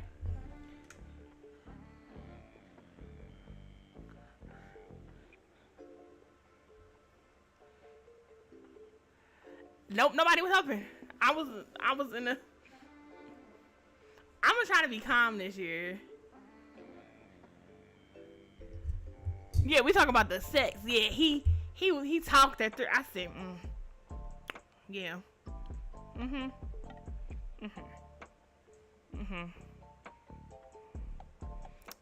The commands, the choking, the choke.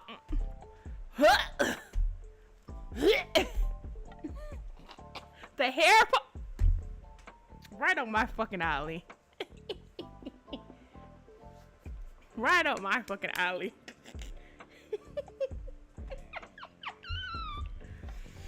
And just like the bad bitch she woke up. Listen, I would tap me in, couch. Tap me in, couch, right? So, right, that's my man. Like, that's my man. Who my man? Do I know him? No, but we go together real bad. Don't you ever do. I can't have a man do those type of things to me, because it'll activate something in my brain for me to act insane every time he's not around, just so that shit can happen again. It'll give me the okay to start shit just to do it. And I don't need that in my life. But if I find it, it's up. Y'all never see me again. Y'all will never see me again. Y'all be like, where's Nay? She's gone. She's gone. Y'all gonna be like, ring, ring, ring. Nay, where you at? And then they, no. I don't know, y'all. I'll get amnesia and not remember a motherfucker if I get some shit like that. And that's why that's dangerous. And that's why I don't need nobody activating that crazy button inside me, because I'm already crazy without it. Imagine me with it. Ain't he a good man on top of that? Let him say my favorite words. You don't gotta work no more. I can take care of you. It's it. That's it. That's it.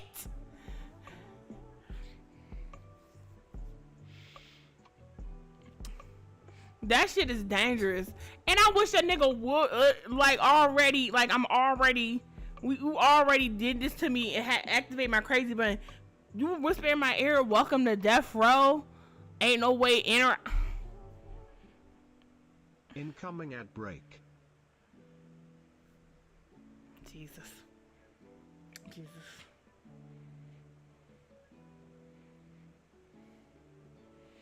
My God today. My God today. So they had that night, baby. Our girl tore up from the floor up. She done got a different type of dick that she wasn't used to. Just on a one night stand type of thing, baby. She went downstairs. She wrote on my note saying thanks for the time and left her left her drawers there for him, and she dipped out on him before he could even wake up. She's gone. Right? So she gone. She go back to our apartment, minding her business. All of a sudden, this annoying ass nigga keep pulling up. Raheem, what are you doing here? How do you know where I live? Oh, your car got a tracker on it. So you're stalking me. Got it. Stalking in that sense disgusts me, cause like, ugh. But if you was, if we had gotten in an argument, and one of them arguments, and I just was cutting up and then disappeared, and you came looking for me, yeah. Right, cause like, why are you using that? You're insane. So he's talking about something. I just want you to come to my party, blah, blah, blah. Please, please, please. I'm trying to get you back, blah, blah, blah. She not trying to hear none of that. She like, all right, whatever. I guess I'll come. Me and Nick gonna come. Nick don't want to go. Nick said, fuck that nigga. Real bad, right? And then so we go back to Channing's supposed to be right. Channing's supposed to be right. And Raheem in the studio with him. And he talking about how he's talking about his girl, right? And he used Rev. He used her nickname or whatever. But I feel like she knew she wasn't going to have to really see him, because like she knew like her cousin and stuff was going to be there. Nick was going to be there. So Nick was going to divert her attention from him. Right? So what happened is Raheem talking about his girl or whatever, blah, blah, blah. And he used a nickname for her. And Channing giving him some advice. Remember, Channing giving him some advice about how to handle the situation with his girl. And it's solid information coming from a man, right? Who been in a situation, blah, blah, blah. You know, right? And so he's talking about the party, blah, blah, blah. He coming to the party. Monique and Rhythm pull up to the party. She looking good. Monique looking good. They coming, they vibing. They talk to Rhythm cousin, cause her cousin husband a rapper that's on Raheem album, and like they cool, the cousin cool, and then her. So it's so cute how the story written. I love she had a little support system. She told her cousin that they not together no more. Give her the little spill, get a little tea. You know they gotta catch up. She got her babies and all that, blah blah blah. Monique's cousin is Emerald, the rapper, the male rapper cousin. So they they tight. I said, oh, I like this. Kimberly, I like when I love a family story, okay? So they shooting this shit, blah blah blah. They tell Emerald that they not together no more. We ain't been together in weeks, blah blah blah. Get a little short stick of the story, blah blah blah. Raheem come up trying to grab her, trying to talk to her, blah blah blah. She not feeling it. She like, Raheem, I'm not trying to get back with you. If you want to prove you got to prove yourself to me, blah blah blah. Right. Like the buying the gifts, the doing all this shit, like that's not what I want. You know what I want, right? Guess who walks through the fucking door? No other than Mr. Channing Watson, right? Raheem sees him. He say, what's up? He said, I want to introduce you to someone special. That nigga introduces Channing to goddamn Rhythm. And he like, this is the lady I've been telling you about. This is my grandma telling you about. When I told you, I sat up in my bed. I sat up because I said, oh shit. And Channing just went with, he's like, oh, it was so lovely to meet you. I said, nigga, you done had your dick in her. You know who she is. She done came on your dick multiple times. She was shook. I said, I need you to play it off, Rhythm. Just be like, oh, it's nice to meet you too. Like, don't bring no attention to it. Baby, she was a bat out of hell. She ran. She said, yeah, I just gotta go, Raheem. And she like, can we just? He said no. She shooed him because she didn't want to be there. I was sick for her. The universe is a nasty place sometimes. The universe be on some bullshit. Oh my God, met on some bullshit, and she disappeared into the bathroom. No, not that, Raheem. Not your ass on YouTube. Not your ass on YouTube. Hi, Alexis. How are you? Welcome into the stream, baby. We still at the beginning of the book. I done diverted everybody's attention, and was in here going down memory. Baby, we done did everything this evening. So, yeah. So, she made it so obvious, right? She told Monique, right? Monique, blah, blah, blah. And then Rhythm goes to the bathroom, right? And she in the bathroom, like, she about to have a panic attack. Like, she going through it. She's like, I gotta leave. Like, she ready to go. She's ready to G-fucking-O. Get the going. Well, I did text you to let you know I was on stream. I texted you hours ago, so I just made sure that you knew. I don't know if my notification go out on YouTube, how they go out, but Twitch should be going out. Maybe that nigga came into the bathroom. He came into the bathroom.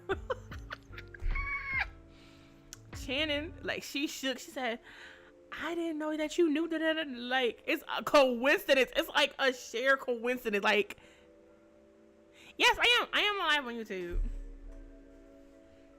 The only person that watches Alexis, so I'll never be like, oh yeah, I'm alive on YouTube.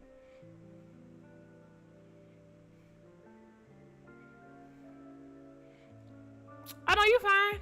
I knew you had to be asleep if you ain't messaged me back. So I knew you had to be asleep. Girl, it's fine. We doing book club. We done been here. I done dragged this. We still at the beginning of the book. We didn't get to the real. This is the first juicy part. This ain't even the real. This ain't even the real tea. Channing. I say something.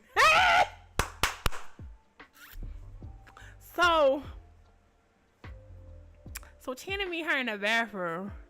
Hold on. Let me get it for you. Because I do it through OBS. Where is it at? Oh. Let me open up another YouTube link because I got my music playing. Hold on.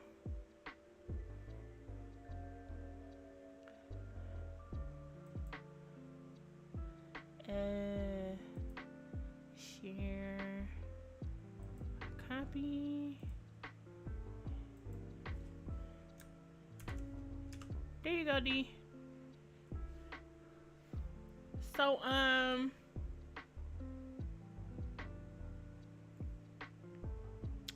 what was I saying? Oh, so Channing come in the bathroom with her. She like a little paranoid. She's trying to leave, blah, blah, blah, blah, blah. You know what this nigga do? He put his number, first of all. He take her phone and put his number in that phone, right? Then before she even try to leave, this nigga finger fucks her in the bathroom.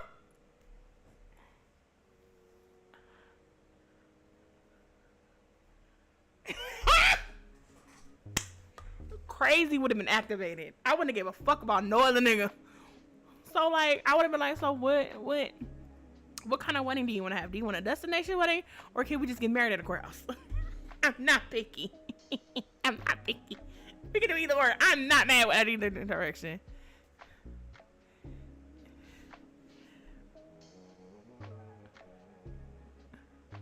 He fingered her in the bathroom. Like,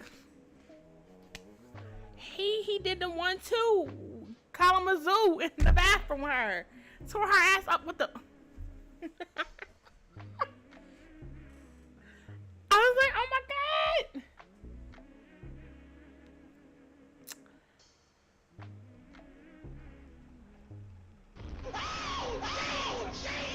Exactly. That's my reaction. Jesus. And I I said, I was shook. Oh, I was shook. Oh, I was shook. I said, oh my God.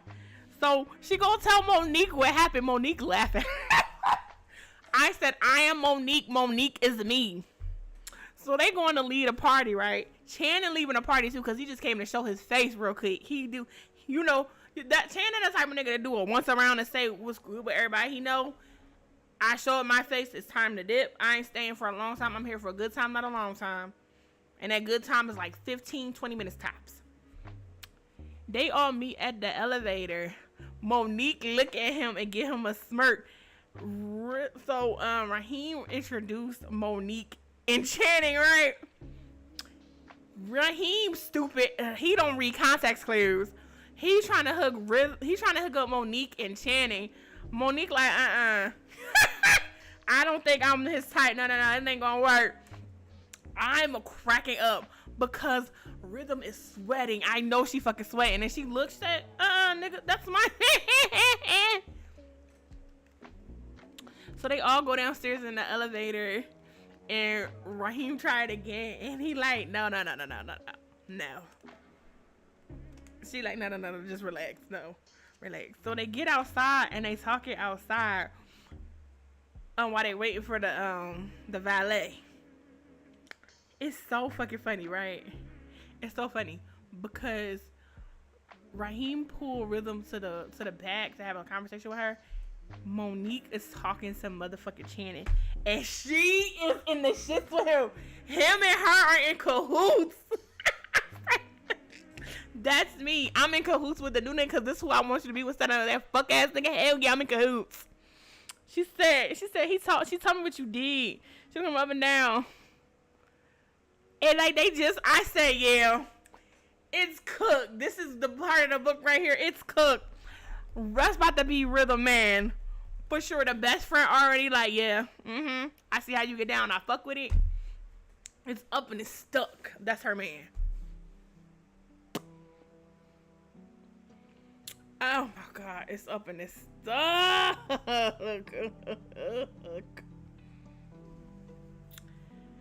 Right, so whew, it's up and it's stuck.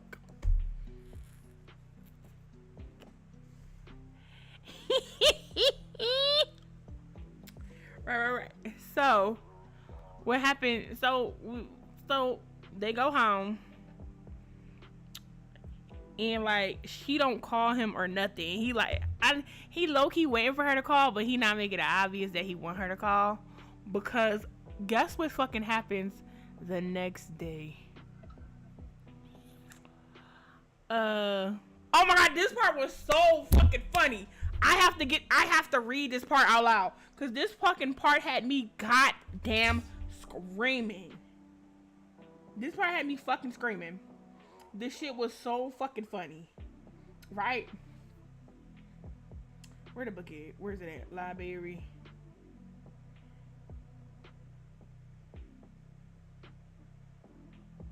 Where is it at?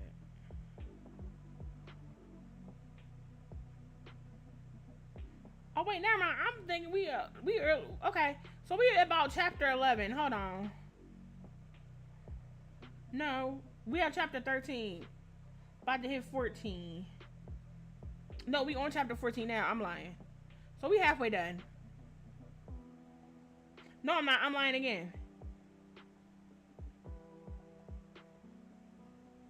Nope, that's too far.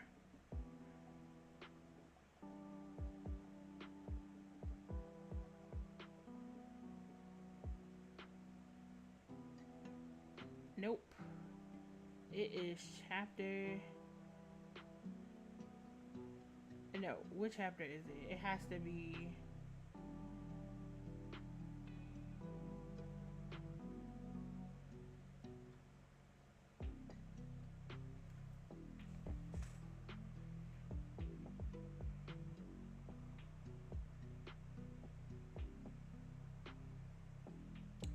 Where is it at? No, I skipped the part. I skipped the part.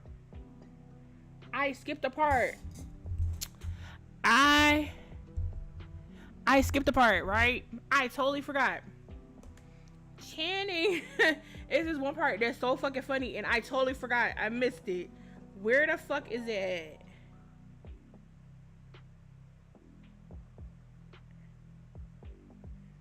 Where is it at?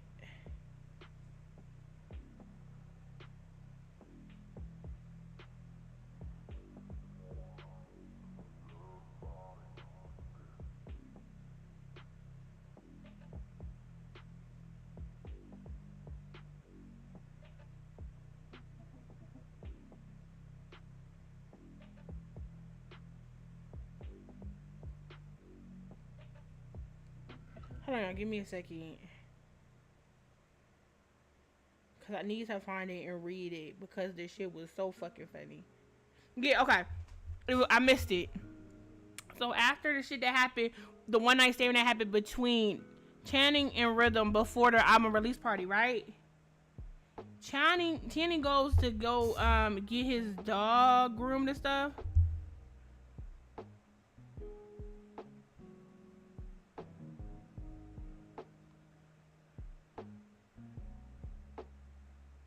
So Channing go get his dog groomed and stuff after he had the lyric about what's going on with Raheem and his girlfriend, right? She's trying to be all like he having issues with his girlfriend, blah blah blah, whatever, right? Yes, right. So he take her Coda to the groomers, right? And the groomer is flirting with him, right? And he's talking about how Coda always do good when she had the groomers and stuff. And then like her name Tanya. Tanya is like she always like talking about the Coda. She always do so good. And then Channing like used to always take good care of her, whatever. And so she see that she asked if he's single because like he said, I see you in here alone. Is there not like another Miss Watson or like a Miss, like trying to figure out if he's single? And then he like, you in my business? And she's talking about some, she curious, blah blah blah. And she's talking about she got some tattoos and shit that she want to show him, blah blah blah blah. He was like, oh, for real, like what? And he's talking about how she got a butterfly that can make her flap its wings. That intrigued me. I'm not gonna lie. I said, really? I need to find somebody who got a butterfly tattoo because I want to see where you got it at and can you make it fly? That's that tickled my fancy, okay? And then she winked at him. That nigga said, I'm flattered, but no thanks. He says you pretty, but I prefer my women more on the melanated side. This fucking bitch had the...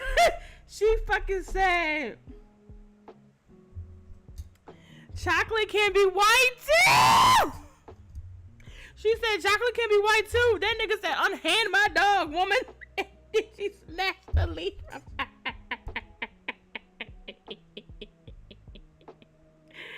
I was screaming. She said, unhand me, woman!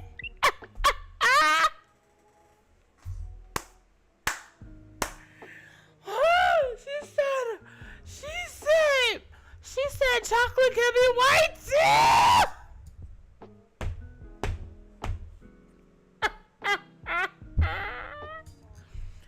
Oh my god, hilarious. The scream I screamed, I was cracking up. Not only is this book is so fantastic. I want to read everything she's written, right? This book's so fucking good because not only does it have like to the strangers to lovers, right? It's funny as fuck. Like you got angst and stuff. It's like it's angsty a little bit. It has like all these different tropes, but it's written so well that everything flows together, and I love it real bad. He said, unhand my dog, woman. If I was her, I would have to quit my job. I would have to work somewhere else. Because ain't no fucking way. Ain't no way. That man just told me that he like darker women, and I say chocolate can be white too, and he take his dog away from me and leave. I would have been so fucking embarrassed. She should have been embarrassed. I was embarrassed for her. But baby, I laughed. If I would have heard that, somebody would have said that in public, the scream I would have let out. The scream I would have scrumped that scrumped. Ain't no fucking way she said that. I said, girl, I rolled my eyes and started fucking laughing. I would have told everybody. I would have had to make a TikTok about the shit. Cause ain't no fucking way. Yeah, he said now he gotta find a new dog groomer when she ain't there, because ain't no way he don't even want to talk to her again. Could you imagine fumbling the bag like that? Now you ain't getting no tips no more from him because you wanted to be weird.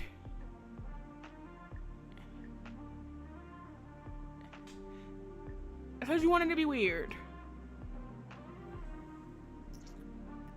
So anyway, we get past that. That is so funny. Oh my god, I would have been so fucking embarrassed. I would have been so embarrassed.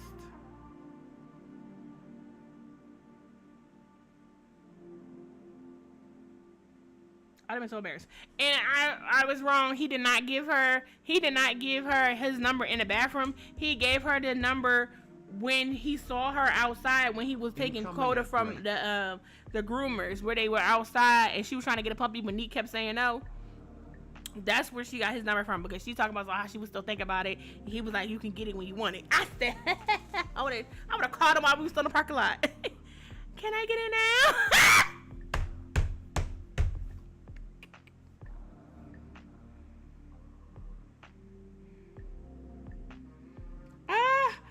Can I get it now? Oh my god.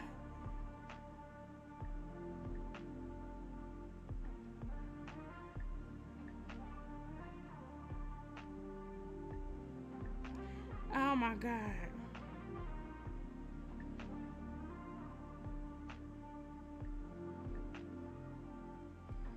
Oh my god. So after the Ramen release party and they have that conversation, Raheem,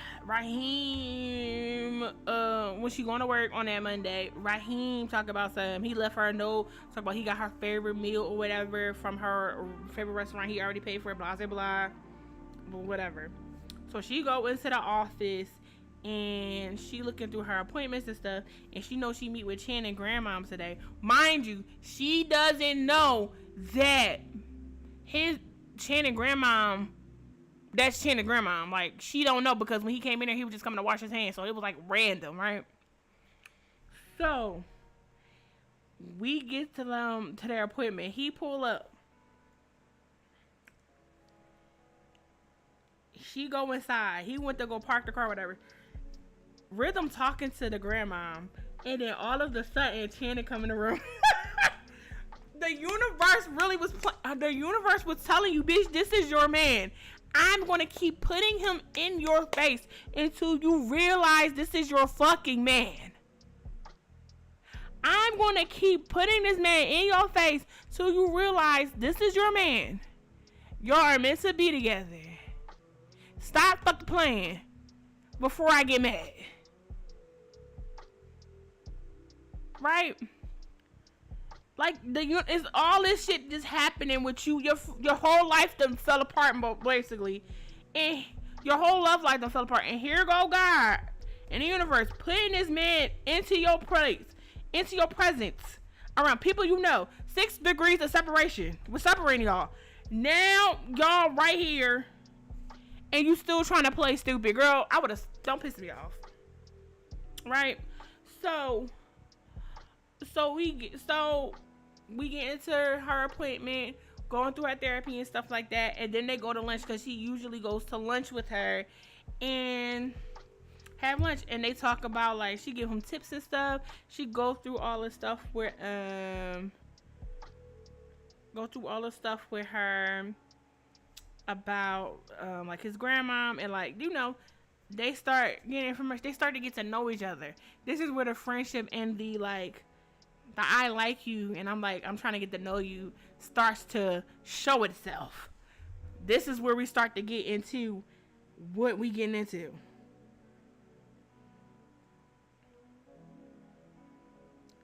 Right. So after that,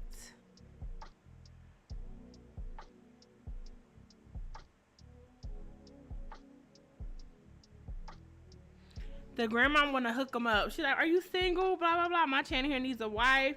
And, you know, all that stuff that grandmas do. Do you want kids? Do you want this? Da da da."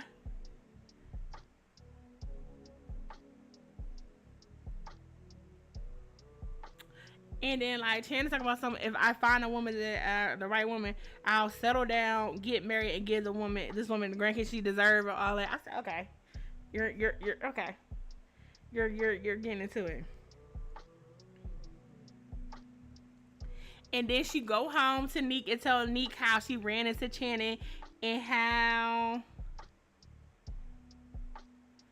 that his grandma is one of his her clients. It was everything.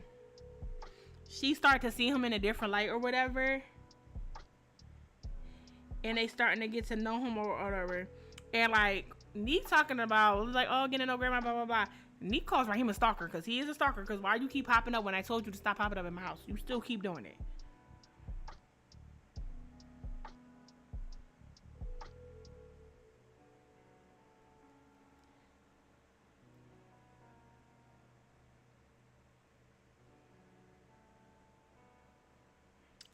So after she get home talking to Neek, they decompress, order food, blah blah blah. She go get in the tub. She called Channing. And Channing answered the phone. He's like, "Oh, what's this place?" She's talking about she was thinking about him. Baby, he said FaceTime me. He said, "I want to see that face." He said, "I want to see that face." And I would have been like, I would have been so fucking, I would have giggled real bad. You would have heard the water splashing because I would have been kicking my feet in the fucking water. Ah! Oh, I love girl, okay.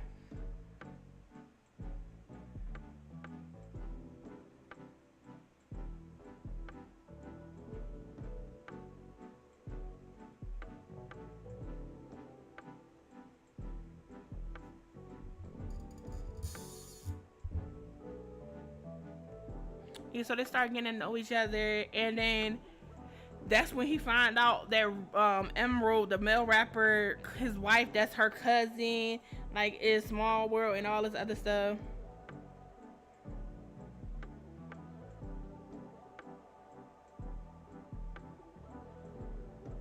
Yeah, so they just having this conversation and they laughing, they getting close, and like, yeah. Then she talk about some, I don't know if I can express myself with you because you Raheem, the producer. He said, "Fuck that nigga." He said, "I don't need no permission to entertain nobody if he finds out." And then he's still referencing how he sees something going on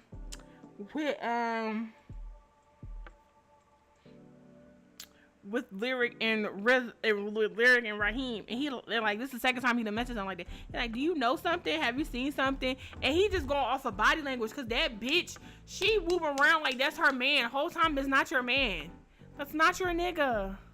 That's not your nigga. Right?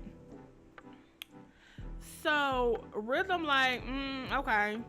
She like, now is really, this is the second time he said it. Maybe it's time to move on.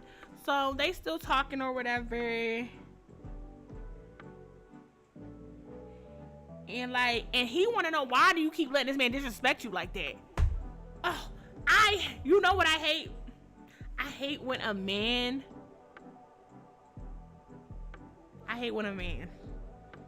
questions me about somebody doing something to me that they know is wrong and that I allowed to happen. It is a different type of hit to your ego, your ego, when a man tells you like, why the fuck do you let him disrespect you like that? That I hate when a man can question something that I let happen to me. I hate that. Oh, I hate that. Oh my God. I promise you, look, The crash out that y'all will hear.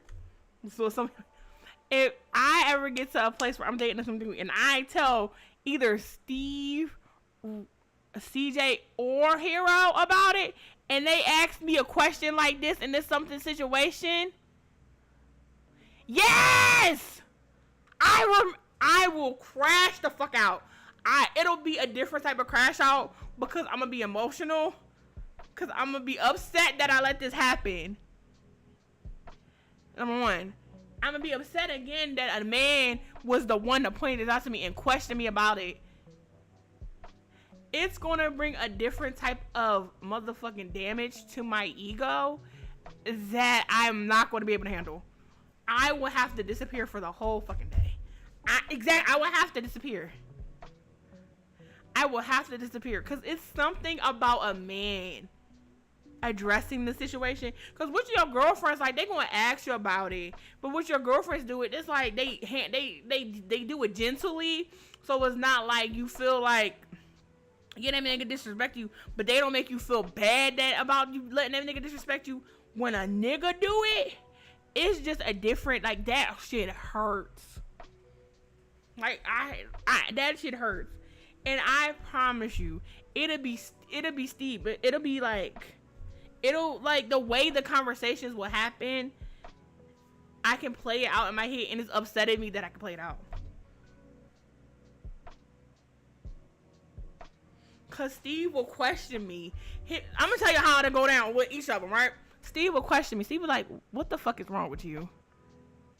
Why did you let him do that to you? Why you let him talk to you like that? Nate, what the fuck is going on? Huh? What's wrong with you? Like, it'll be one of those. CJ would be like, Nay, come on. Like, it'll be like, come on. What the fuck is going on? You let that nigga talk to you like that? He'll raise his voice an octave to address it, and it'll make me feel even worse. Those two right there, I'ma feel bad. That shit gonna hurt my feelings. But my God, let Hero do it in an intellectual way. I'm cooked, chat. I'm cooked. I could not handle any of that. I couldn't handle any. God forbid I tell all three of them at the same time what happened, and they all question. I would have to immediately hang up wherever we're talking and not talk to nobody else for a couple days. I would have to recover, because that's insanity. I can never let that happen. Like, I could tell, like if I had this conversation with, like, Nev, Dow, Sin, Des, having one conversation, we can have this conversation. You, Ebbs, like, Alexis, any of my girlfriends like this, I can have that conversation with them. Alright? Hell, I could tell Leroy about it. Leroy will, like, be like, that's what the fuck you get for liking those type of niggas. Like, he'll be like, nigga, what the fuck is wrong with you?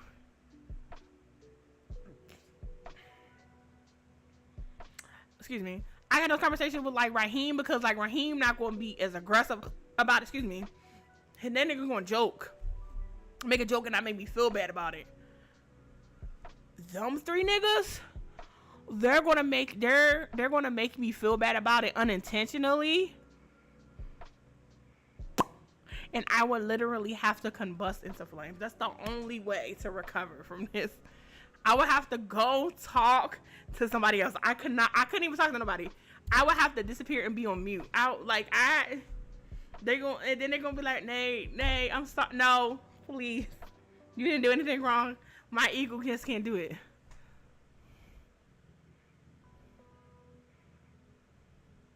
Right. But, like, I know how you are, because me and you have already been in a situation like that.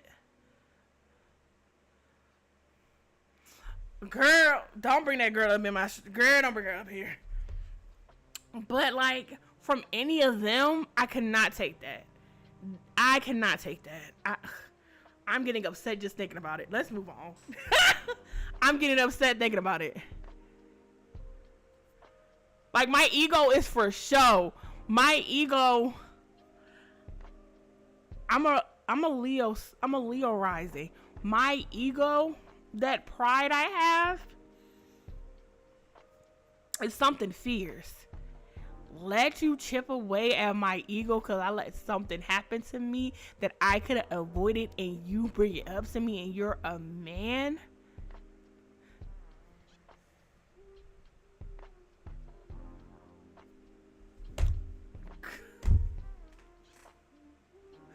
Ah!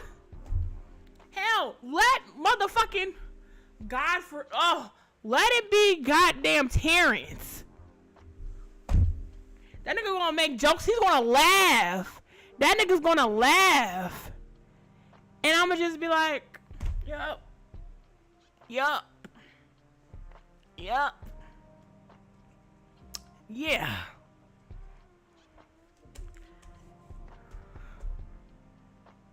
Real bad. Real bad. Don't let his boyfriend get into it too. Cause me and his boyfriend, we get along too. Getting ate up twice? No. No. No. No. Hold on, y'all. I'll be right back. Give me a second.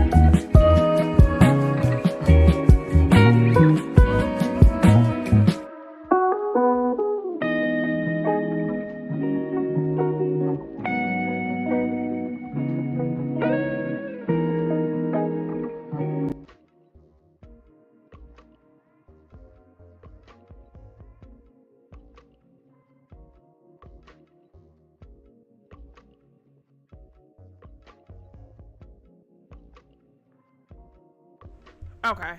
Damn. My fault, y'all. Huh. I was holding that. I had to pee real bad. Sorry. And then I was on my phone scrolling. I was on TikTok. Where we at? Oh, yeah. So, yeah. Ego. Hella big. So, she talking about, oh, y'all only know the rapper him. I know the real him when he approached me when I was at da-da-da. No, Bookie. Rapper him and real him are the same person. You can't separate the two. You can't separate the two. Alright? So, excuse me. So she's still talking to them. They hang up or whatever. And my thing was like, girl, why are you still making excuses for this man? Why are you still making excuses for this man?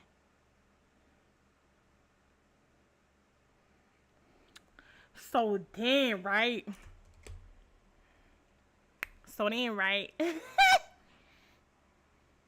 They start talking about them again or whatever.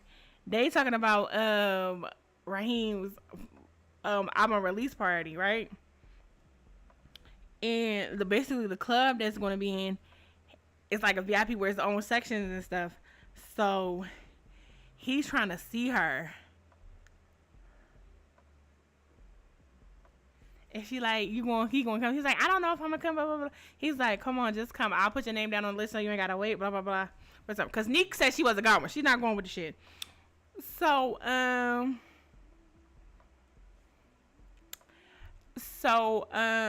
Rhythm like, I guess, yeah, I'll come. He said, bet, I got your name down on the list so you ain't even gotta wait. I said, okay, VIP.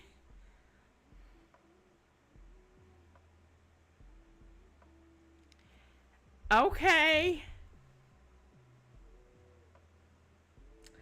Okay, so we get back to Channing. Channing, he getting ready for the party. He looking fine, smelling good. He dropped Kodo off at his mama house over there with his granny. Please, his name, cause his rapper name is like, his name is Prince Cole, and I don't like it, or Prince. We're gonna call you by your government name. We're gonna call you by the name your mama gave you. So, okay, I'm gonna say Raheem with 2 E's because his name's spelled with 2 E's. Okay. That'll probably make a difference. I should have Raheem with 2 E's. So, Channing getting ready for Raheem with 2 E's album release party. So he getting ready. He at his granny house getting dressed, looking fly as fuck, looking sexy, cause you know he about to see his girl. He's about to go see his girl Rhythm. He done dropped Koda off. He said, baby, I need you out the house tonight. I'm finna cut up in that bitch, right? So he gets to the party. He gets to the party. He walk in. He goes to his little private room area, and he see the baddest girlie in her orange. I love when black women wear orange and gold, orange color clothing with gold accessories and jewelry. Eats on black girls, and I love it so fucking much. I love when black girls wear oranges, yellows. I love when we wear color. And baby, the way she was written, I know she's fine shit. And I know she cornbread fed and ass fat. And it ain't jelly and it ain't jam because jam don't, you know how the saying go. It must be jelly because jam don't shake like that. God damn, she fine, okay? He like, what's up? They in there conversating, having a good time. You know, drinking, talking. They get a little freaky. Whatever. He's trying to get her to leave. They like, let's get out of here. She's like, I gotta go to the bathroom. He asked the security guard to watch her while she goes to the bathroom and don't let nobody take her, like, don't let nothing happen to her, right? Why she get in the bathroom? She do her thing in the bathroom, she wash her hands. Why the bitch Lyric come in the bathroom or whatever She's trying to leave. Lyric popping shit to her about Raheem and all this, like, yeah, that like talking shit to her. Baby, she punched her dead in her fucking mouth. And I said, I know that's the fuck right. I know that's the fuck right, bitch. She stole a fuck. She punched that bitch right in her two-piece. She hit her right in her fucking mouth. Mouth swollen. Y'all was like, yeah, don't think, y'all be, like, don't get it fucked up. Just because I be quiet and don't want to be in the limelight and all that don't mean I can't get into the shits. And baby, she got to the shits and she punched the fuck out of her. She punched the fuck out that girl. She punched the fuck out of her. And so And so she leave out the bathroom after she punched her, stole the shit out of her, and she's trying to walk, trying to get from out of there now. She definitely trying to leave now. Motherfucking Raheem with two E's grabs her because he grab her and bring her on stage while he's talking about his album, and she don't want to be there. She looks so uncomfortable, and so Channing come out the room and he see what's going on. He cussing the security guard the fuck out. Like, why the fuck? What did I tell you to do? Why the fuck is she up there with him? Blah, blah, blah. Why didn't you listen? Like, blah, blah, blah. Motherfucking Raheem with two E's does the bullshit. Trying to make a spectacle of it. Knowing that she didn't want to be in the limelight. At all.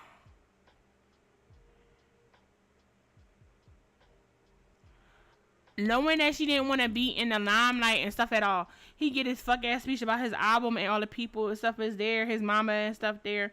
Blah, blah, blah. And then he shout out Rhythm. Talk about all the stuff she was about to see. He appreciate blah, blah, blah. Baby. He tried to take her to the side and talk to her. Talk about some, like, trying to win her back. Oh, bitch. This was shit hit the fan. That motherfucking bitch Lyric. I don't even think that's her name, but that's what I'm calling her. That bitch Lyric, she comes on stage and grab the mic, and she starts telling their business, talking about how she was pregnant with his baby and sent it back up to the Lord. How they been together all this time, poppage, and I was like, I fucking knew it. Now it's just said, motherfucking the way I can visualize it is insane. And then she start fighting him too. Baby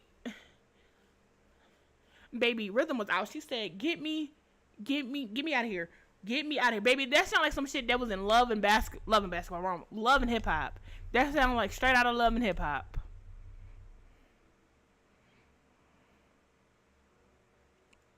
You know what that reminded me of? That reminded me of Jocelyn, Mimi, and Stevie J. Just a tiny bit. Because guess what? Jocelyn was beating Stevie J ass. Okay? She was tearing that nigga up. That's what it reminded me of, right? So she Channing grabbed her and they leave the club. She on the phone with Neek telling her what happened, and she's telling Neek how she punched the girl in the mouth.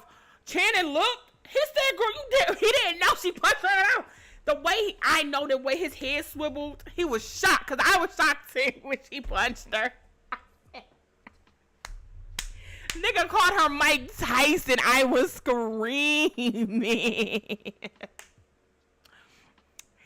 He called her Mike Tyson. I was screaming.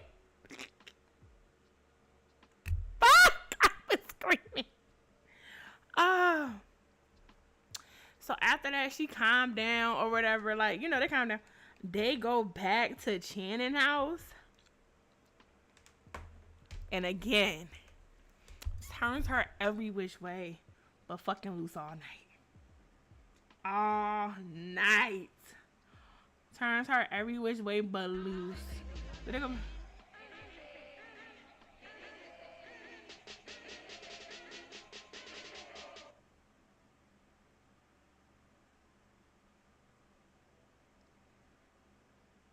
He said that nigga is so fucking juicy. He's talking about her coochie juicy.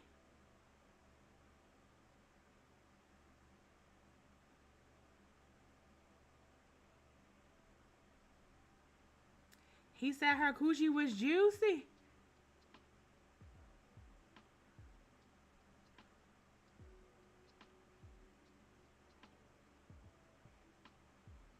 He had her squirting everything. Took her in the bathroom and all that.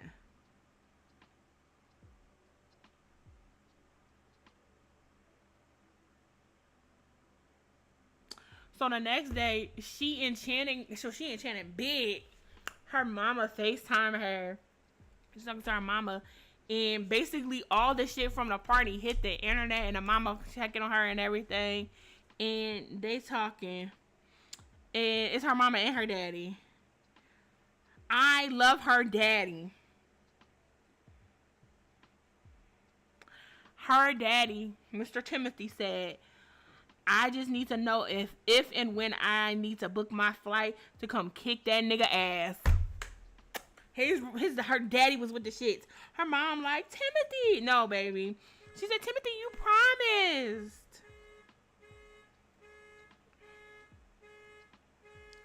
And then, like, the daddy asked where she at. She say a friend house. And then her daddy like, oh, you staying with your friend? Her daddy was like, baby, she was like, daddy, I live with Neek. We live together and I haven't been with Raheem for 2 months now. Y'all share an apartment and everything. And they like, why you ain't tell us what was going on for 2 months, blah, blah, blah. And then her daddy be like, see, now I gotta bust a cap in his ass. He was with the shits. The dad was with the shits.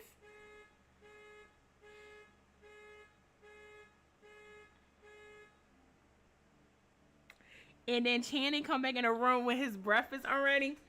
And the dad talking to her. And she like, Rhythm, who your friend? And she's like, his name Channing. Her dad was like, you with another nigga? Dad was like, put him on the phone immediately. She said, Daddy, put him on the phone immediately. Channing put that shirt on. And he went to go talk to the daddy. And everything. Daddy was like, who are you?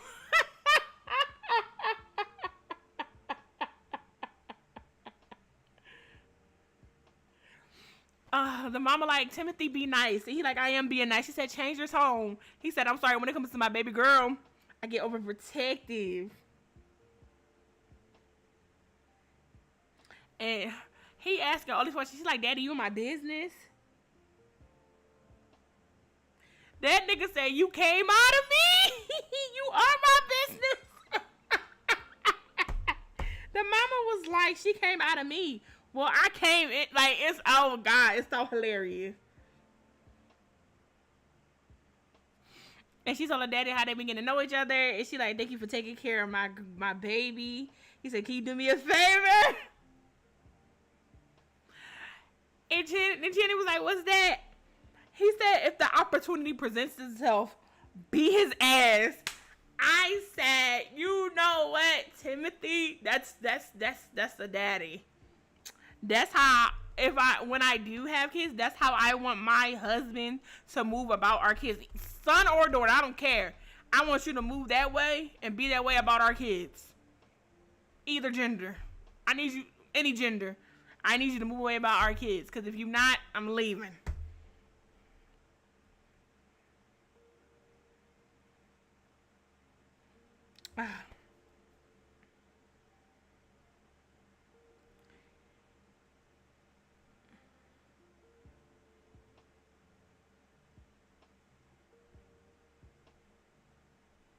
Her name, I'm calling her Lyric. Her name is Imani. Her name is Imani this whole time. I was calling that girl Lyric. I did not remember her name.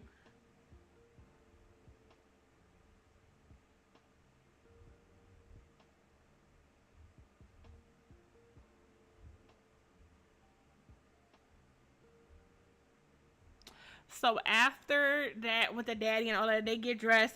She go to her apartment because she about to go have lunch and dinner and stuff with his mama and his grandmama and everything. He taking her over there with him on this day. Baby, I know the mama and grandmama, they was shook. They were shook. She gossiped with Nick and everything because everything's all over the net. They're clowning him for what he did to Rhythm, and they all getting clowned real bad. They're all getting clowned real bad.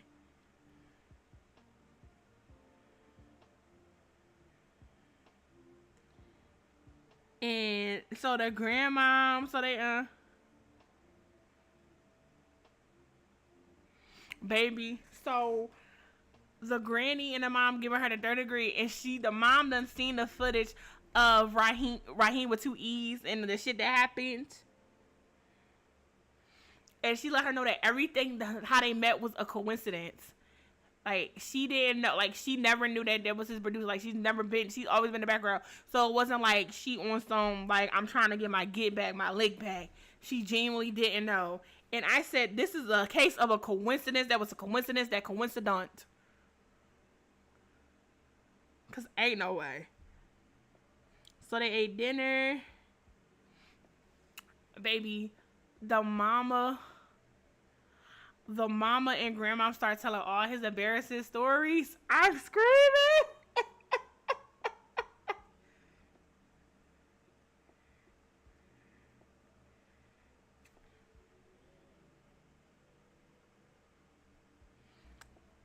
Then the fans was eating him up. So it's the next chapter.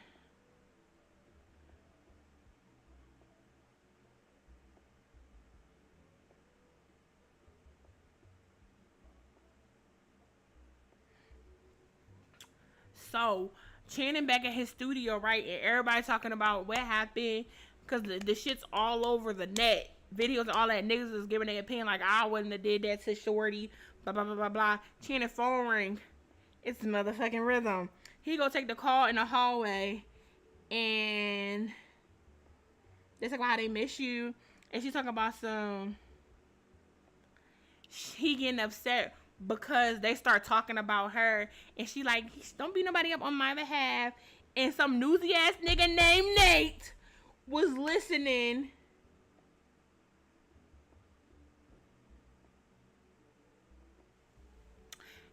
And Channing was like, you got something to say? Fuck Nate, for real. And he like, nah, you got it, blah, blah, blah, whatever.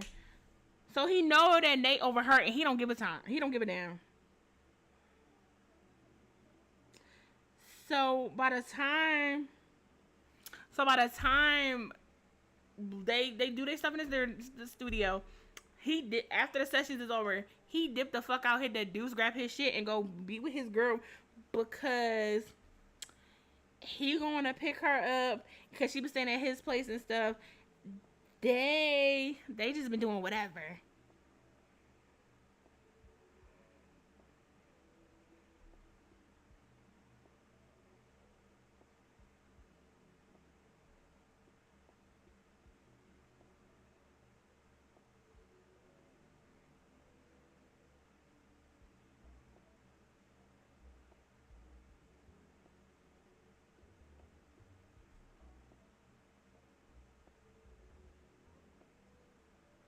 So, right. Oh, sorry. So, Hello? so they start talking about how her parents and stuff gonna come out here because her daddy called her again to make sure that that she was fine and all that. Make sure she, like, everything was cool. Make sure shit was cool with Channing. That he had to beat somebody to fuck up. I'm Pookie. And so they talking about stuff. They start getting freaky. They walked it. While they going to the restaurant. So while they in the restaurant, whatever. Yeah, I did. My fault. So while they in a restaurant, whatever. It's 11 o'clock. We gotta move this fast. So they in a restaurant, whatever. Channing's phone start ringing. It's motherfucking Raheem with 2 E's. Talking about how he fucked up and everything. And how Channing told him to get his shit together and get his lady back, and that nigga was tripping. And Channing, like, you gotta take that L, bro. Cause, like, what are you supposed to say? The nigga that's calling you, you done stole his girl. Not stole him. You and his girl met under different circumstances. And y'all talking and getting into the thick of it with each other. You ain't gonna give him advice that's gonna help? You just gonna be like, listen, take that L, you fucking loser. Like, what are you supposed to say? And Channing, like, ain't no coming back from that. And he's talking about some, Raheem was talking about something. No, she loves me. No, spoiler alert, baby, not no more. You lost her. Then talk about some Imani ain't mean shit to me, but you got her pregnant. You was raw dogging that girl and then going back home. Don't piss me off. I hate when niggas nigga.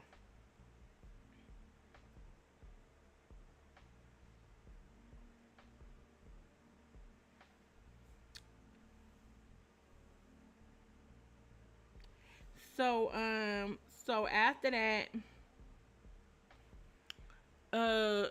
was Rhythm, she went to work, she came home, she like, Nick in the kitchen cooking a good southern meal. Baby, I ain't never had cabbage with sausage and bacon in it, but baby, I want to try it because it sounds like it's good, because it's already good with sausage in it or bacon, but both of them together, I'm intrigued and I want to try it. I've never had both. I only had one or the other, either bacon or sausage. Baby, next time I make some cabbage. Matter of fact, I'm gonna ask Kayla to do it. I need bacon and sausage in there. Thank you, Mookie. Yeah. And then Nick talk about how much time that her and Channing been spending together. She feeling neglected or whatever.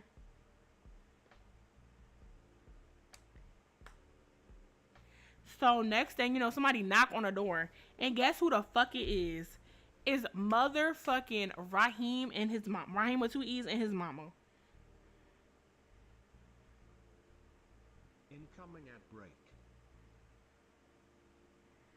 And then Neek went to the door. She said, Miss, talk to his mom.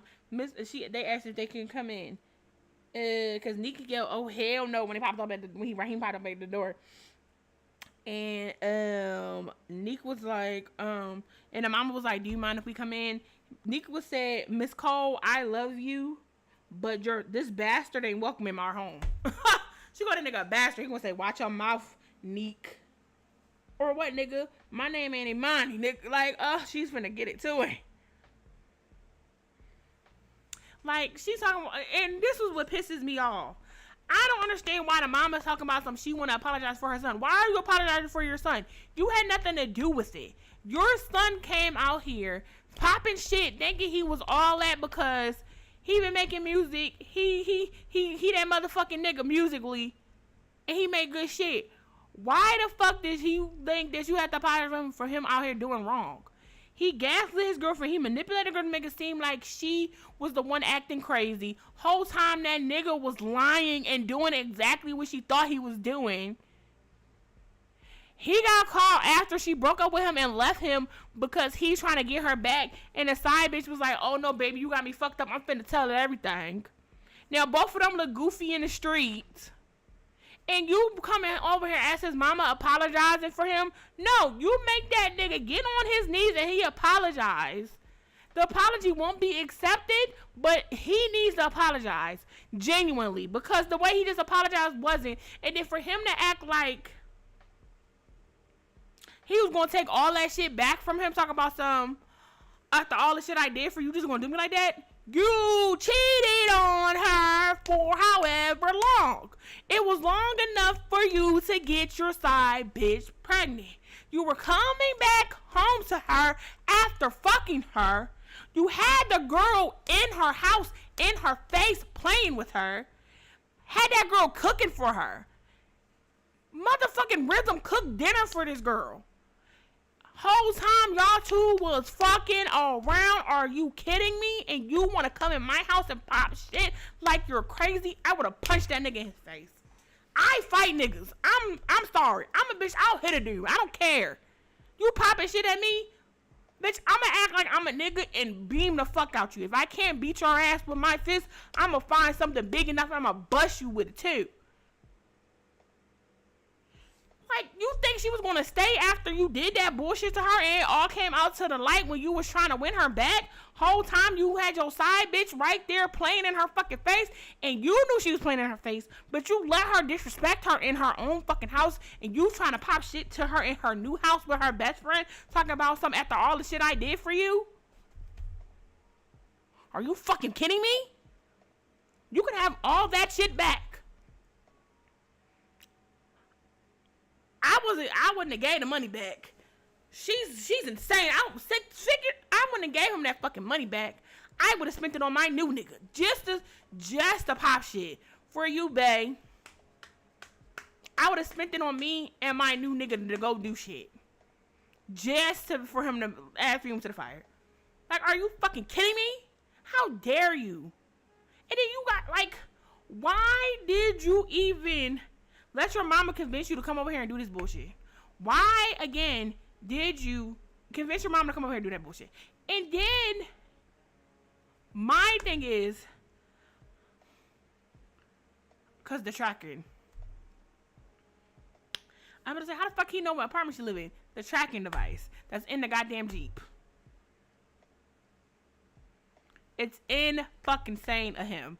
And his mom, I'm like, ma'am, Miss Cole, baby, you don't gotta apologize for your son. You probably most likely raised him the right way. Because from how these women respect you and say how they love you and appreciate you, you raised your son the right way. That nigga got out here, got his dick wet, and thought he was hot shit when he actually wasn't. You're from bumfuck somewhere in goddamn South Carolina. Columbia, South Carolina, and you think you popping shit because you got a couple songs that everybody like, and you selling albums, nigga. Wait till somebody from your city come and humble your ass, cause that's what you fucking needed. Okay. Now you got the whole internet clowning you, goofy. You probably on blog sites. Hell, they probably got their own version of the Shade Room. Baller alert. You on there getting ate the fuck up every day because you did some stupid shit. Now your label like, he got some controversy. Good money, listen. Good attention, attention ain't always good attention, and this attention is not it. You better hope they pack your ass up and say, you know what? Get him out of here. Get him the fuck out of here, right?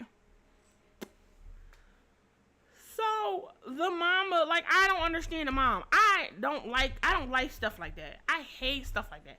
I hate when mothers try to excuse their son's behavior. Instead of holding your son responsible and making your son understand what he did and holding him accountable and letting him accept accountability for what he did, you pacify him and come apologize with him? Excuse me. What the fuck? What are we doing? Excuse me. This shit that gave me the hiccups. Goddamn.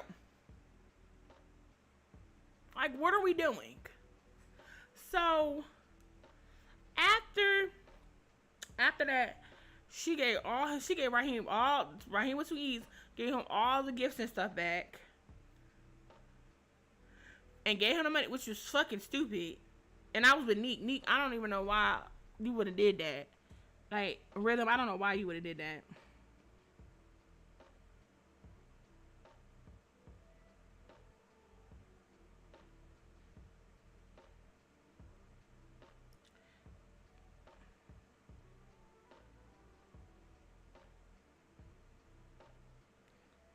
So after that shit show at her apartment, we get to it's Channing again, and Raheem is blowing Channing phone up, Metro booming on his phone. His mom jumping on Destiny's Child from from Raheem with 2 E's, calling him all fucking day, trying to get in contact with him. Like, boy, he don't want to talk to you. He's not your mentor. Relax. You know you can pet me. So he working with another artist. She a female artist that he think gonna blow up. You know, blah blah blah. Then all of a sudden, he get somebody come into the room and he say this is a closed session. They need him. Like, boss, you want to come to the parking lot. He's trying to figure out what's going on. What the fuck happened? Whole time Raheem with 2 E's came in that parking lot and tore his fucking car up, and they detained his ass. They locked his ass up. They got him. They're finna get him locked up. They wait for the cops. Channing come down there, And they holding that nigga. He niggas wanna pop shit. Chan is so calm, cool, and collected. He walk out that bitch like he that nigga, cause he is. And he start popping shit. He said, "So you got something to say? You want to say to me?"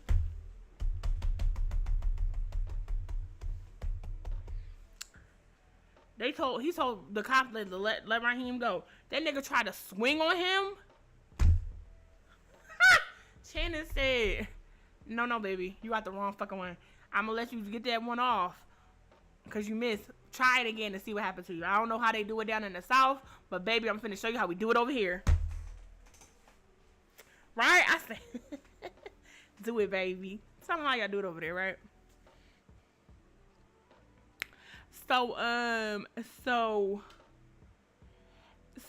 Chin, so he's talking about, you was busted with my girl, da da da da. She said, first of all, when I met her, she was single. I didn't know she knew her until we met at this party. Blah blah blah.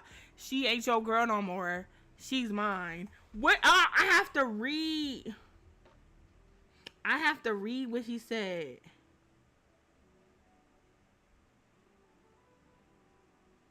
He said, hold on, I gotta go. He said, don't you ever in your motherfucking life swing at me, nigga. He said in a low way, release him. So he shoved him back, right? He pushed him back, right? He said, Raheem will say, how you gonna fuck my bitch? First of all, you disrespected her. Don't ever play with rhythm again. He said, 1, I knew nothing of your involvement when I initially met her. 2, she was single when I met her. You were too busy up Iman's ass, so why the hell does it matter to you? Were you thinking about her when you basically admitted to me that you were fucking your label mate? You couldn't even be loyal to your woman, so what kind of loyalty should either of us have towards you? 8, right? Raheem gonna say, that's not your fucking business. Here go Chan again. You made it my business by opening your mouth. You were out here making babies and shit, and then had the motherfucking audacity to be moping around a female you were cheating on because she decided she deserved better. That better wasn't me at the time, but it is now. I'm having a time of my life with a woman that used to be yours. He said, I'm having a time of my life. When I tell you I was kicking my fucking feet, I was kicking my fucking feet. He said, I'm having a time of my life with a woman that used to be yours. And he said, didn't I tell you not to... Then Raheem with 2 E's swung at him again. He said, didn't I tell you not to fucking swing at me? He said, don't make me beat your ass in this parking lot. You might be used to them country ass whoopings, but you don't know shit about these Cali shit. Fuck around and get your motherfucking top blown off and sit back to California. Sit back to South Carolina in a body bag. Ooh.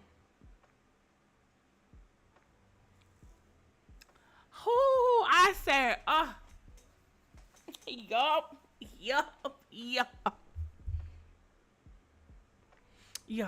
They locked that nigga Raheem up. Channing said that nigga they gonna make sure that nigga pay for the repairs to my fucking car, cause Channing got a nice fucking car. So Channing, first of all, this book club has gone too long, but we almost everybody done went to bed. And I was still talking about this book because I wanted to be distracted all night. I'm gonna leave the VOD up. Y'all can watch the VOD if y'all missed it. So, what happened? Oh, so, Rhythm called him, and she trying to figure out what's going on with him. He tell her how Raheem with 2 E's popped up at his workplace and fucked his car up. And she like, oh my God, babe, I'm so sorry this happened. Da, da, da, da. He said, don't worry about it. You ain't got nothing to do with it. You ain't do it. And she like, do you want to go? Can I pick you up for lunch? He did, and he had a little bit of attitude, but he was like, yeah, come on. Baby. She whipped the motherfucking Range Rover into that goddamn apartment complex. Not apartment complex. In that workplace. Baby. She moved over so he can drive. Because driving a car that a nigga Having your new nigga drive a car that your old nigga brought you, even though it's in your name, oh, it's something about that that's so childish and petty that I love real bad. Right? So, oh, so even before that happened,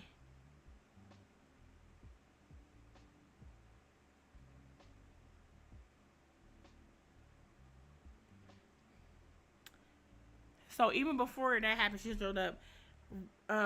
Channing went back into the room, and ain't no none of them niggas in there. Nate was in there. Nobody wanted to look at him. So he was still working for his artist, and then he made some Wayne stuff.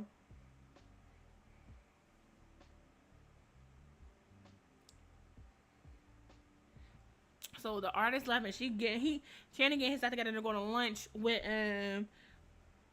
Rhythm. Motherfucking Theo gonna say, yo, you fucking Cole's girl. And then he like, when the fuck do we start, Channing like, when the fuck do we talk about personal business or anything, blah, blah, blah. He like, look, I mean, people been talking, and motherfucking Channing knew it was Nate. And then it's not just Nate. And then people have been talking, and they talk about some messy shit, blah, blah, blah.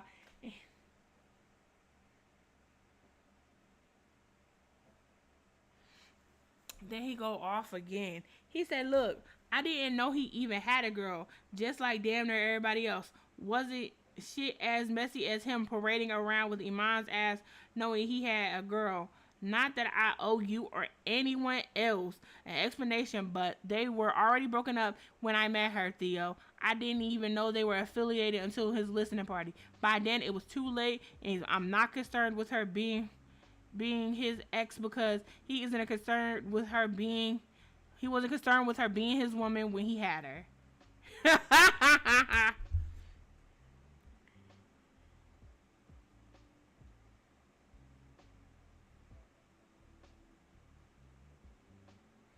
Oh, he ate it up. He said, I don't care about y'all niggas being concerned. Stay the fuck out of my business, and I'm going to lunch with my girl.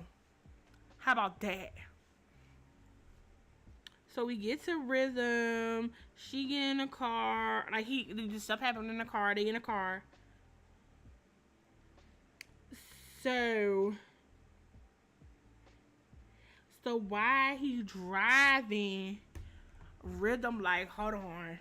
I can't do much for my man, but baby, I can suck a dick. She gave him the top of the century, because this is the first time it's ever mentioned of her sucking his dick. We don't ever know if he did it or not, but we know he be eating the fuck out her coochie though. He yeah.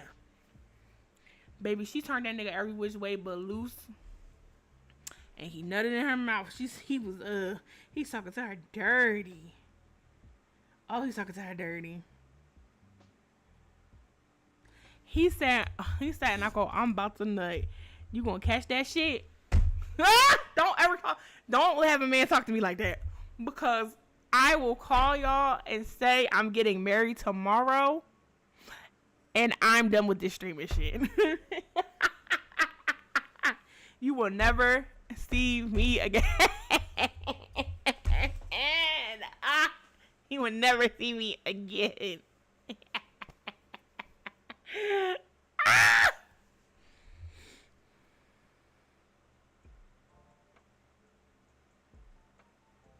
Oh, you will never see me again. You will never see me again.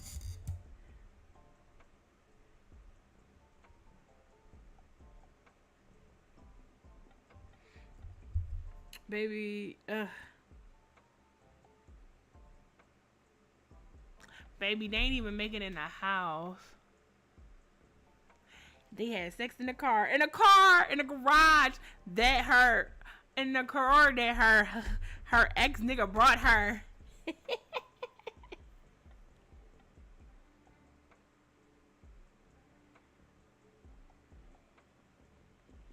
So they in their vibe and talking about some being messed or they being messy. They watching a thin line. They watch a movie, a thin line between love and hate. Martin was wrong in that movie, and I'm always going to say he was wrong. I don't care what nobody say about her being crazy. She drove him that way because He drove her that way, excuse me, because she already told him what it was. He still pursued her, and he played in her fucking face. And what she happened? She got crazy. Please, Remy.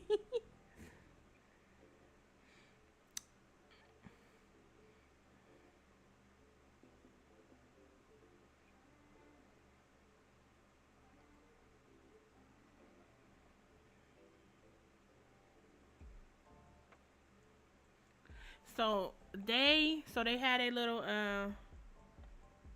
so they had their little rendezvous and stuff getting.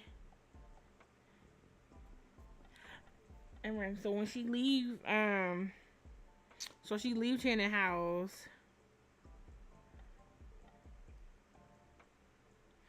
She find out the stuff about. So Raheem with two E's lawyer called Channing to let him know that they will be paying.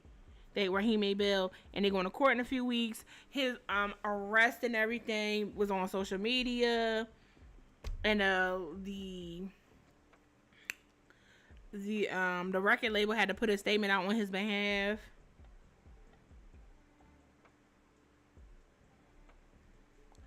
So it was the fans was trying to figure out what the fuck's going on with T.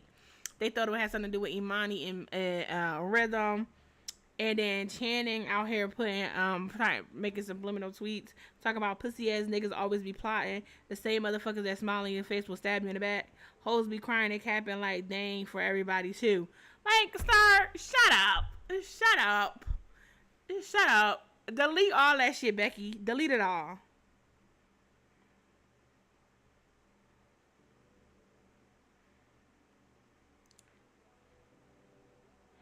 So she driving, going on the way home, and this car with some bright ass lights behind her, and the car following her while she's switching lanes and stuff, blah blah blah. She like, what the fuck is going on? She pulled over in the supermarket parking lot, get her gun ready, cause she about to blow a hole in a nigga, about to Swiss cheese on. Whole time it's Raheem with two E's. And she's talking about some Rhythm, my fucking producer. Like, he trying to make it seem like she betrayed him. Whole time he was betraying her. And I hate when niggas try to flip shit to make it seem like they not the ones that did the shit. He was wrong. He was wrong. And he trying to make it seem like she was wrong. Whole time it literally was him. And she told him about himself. Multiple times. She told that nigga about himself. She's like, I moved on with somebody and you moved on with somebody else. Whole time you was doing this shit behind my back.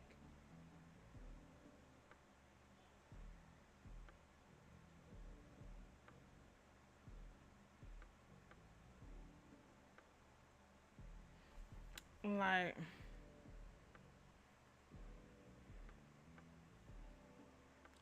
and then they had a like, why did we do? Anyway, bullshit that didn't need to be happening. And Raheem still with two E's trying to make it seem like she was using him or she just was enjoying his lifestyle, blah, blah, blah, blah, blah. She actually was, you know what? I'm not going to get into this rant again.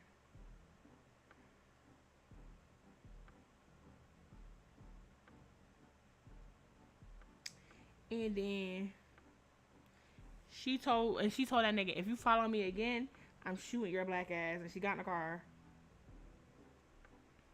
And she told Channing, let him know what happened. She said, Channing was like, me and Pops can go ahead and beat him the fuck up. I need somebody to beat Raheem ass with two E's. I don't understand why nobody beat him the fuck up. Why you niggas pussyfooting around him? Why y'all ain't beat his ass? Channing was with the shits, but they like, no, baby, beat him the fuck up. Beat him up. Beat him up.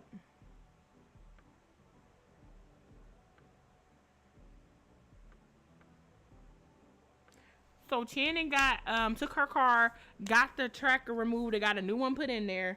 So now that nigga can't track her location or nothing no more, which was weird that you were still following. Like, that's weird that you were still stalking her. Like, you're a stalker at that.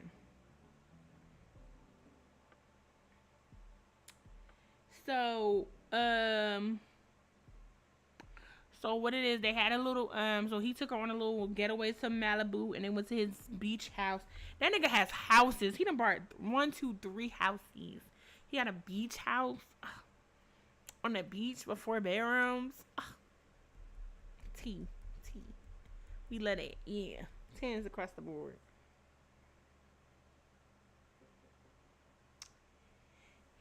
And so they I'm hungry.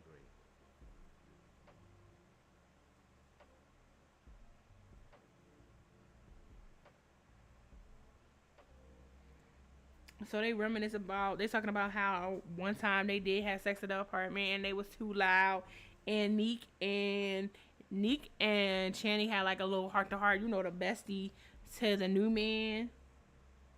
Like,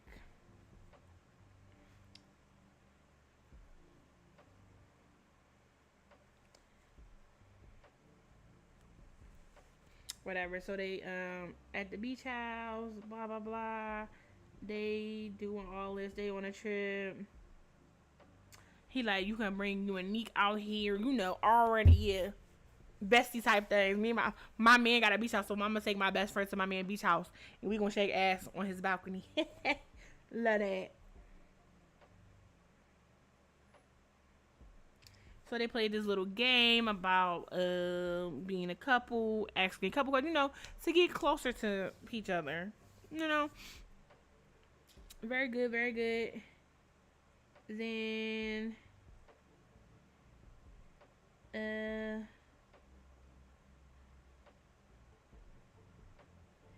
they get freaky on the couch. She ride his face like she called him a good boy and everything. Don't you want to be my good boy? Then Saturday she spent majority of the morning outside with Rose spent the majority of the morning outside with Coda, the best girly, the best doggy ever. We love Coda. She's my baby.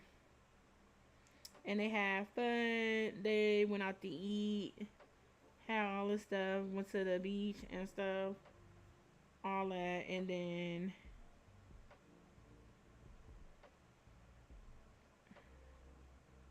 so the next time when they come back, they meet Rhythm parents, Timothy and Bart. Um, Timothy and Channing hit it off. They homies, dad being inappropriate. They got themselves a hotel room, blah, blah, blah. So that same night, both the families meet. Channing's mom and grandmom have dinner with everybody at the mama house. And everybody getting along and everybody talking and stuff, Channing with the dad outside doing whatever. The mom is, both mamas is in the house with the grandmom and Rhythm, and they just having talks and stuff. The grandma, get a little disorientated and stuff, talking about certain topics, and she just go lay down. And then like Mama Watson just have her little breakdown and stuff about it, and like they there console her. Child, motherfucking Rhythm Mama and goddamn Channing Mama, they hit it off real bad. They locked in like they know each other their whole life, baby. Numbers were exchanged, and now they are besties, and I love that. So now so now they besties, right? And so they had dinner. They shared embarrassing stories, right? And then before they had dinner, Rhythm went outside to see what her dad and Channing was talking about. Timothy still want to beat Raheem with to ease the fuck up, and as he should, because he played in his daughter's face. They still want to do that. Then they find out they going to a basketball game because Channing that nigga and he got season seats. He got season passes. So they going to a basketball game. Everybody going. The whole family, including Neek. Well, minus Channing mama and grandmama. Everybody else going. So they having dinner, having sharing embarrassing stories, showing pictures and all that. Yeah, very embarrassing. Love that for them. So the next thing, they go to the basketball game. And so while they at the basketball game, motherfucking Imani come up to them. Baby, she started trying to pop shit. They was on go. Neek, motherfucking Rhythm ain't had to say shit. Neek was already on it. And that's what type of friend I am. What the fuck you talking about? What you say to my girl? Blah, blah. She's already on it. They was already in the shits. And so she gonna tell goddamn Shannon that this is the end of our work relationship. He said, I don't give a fuck.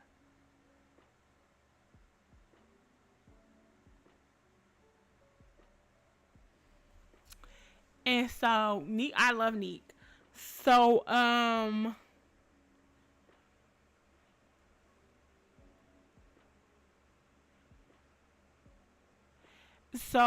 they at the basketball game or whatever, and it's my favorite little part because now Neek and Channing, they like older brother, younger sister. Niggas at the basketball on the other team, they was trying to like holler at Neek. They waved at her. Neek tried to go wave at him, baby. He smacked her hand. He said, I'm trying to save you. No. I screamed again. I said, that's how you look out. That's how you look out.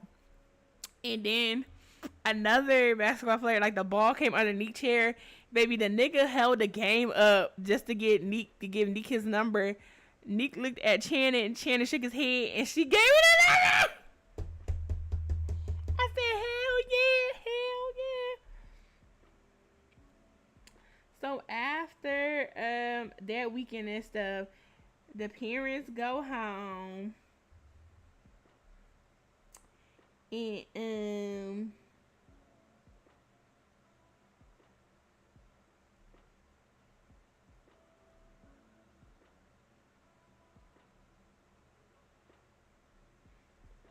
and so the parents go home.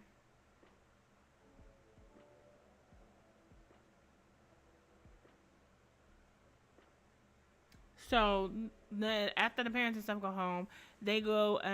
There's a banquet that Rhythm had been invited to, and so it's Rhythm and Channing going, and then it's Neek and her little basketball player boyfriend. I love that Neek got a man. I love that gave my girl a man, a baller shot caller too. So her man got fucking money. Love that. Even though Neek got her own fucking money, now she got a nigga with money, so she can save her money and spend his. Amen. Amen. So, they go to this banquet. Whole time, at the banquet, Rhythm gets honored with an award for her, how she works with her patients with Alzheimer's and stuff like that. They made her a video. Channing mama and grandma was in the video and ain't even tell him, so he didn't know. Everybody shook. It's very sweet. And so,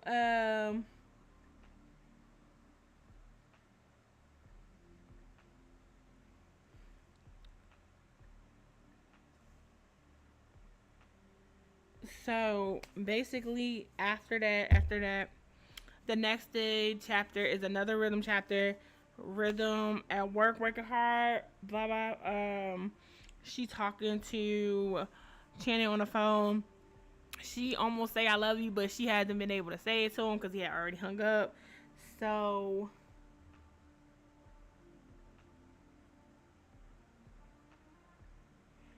before she can even leave to go home at the end of the day, motherfucking Raheem with two E's pops up at her job.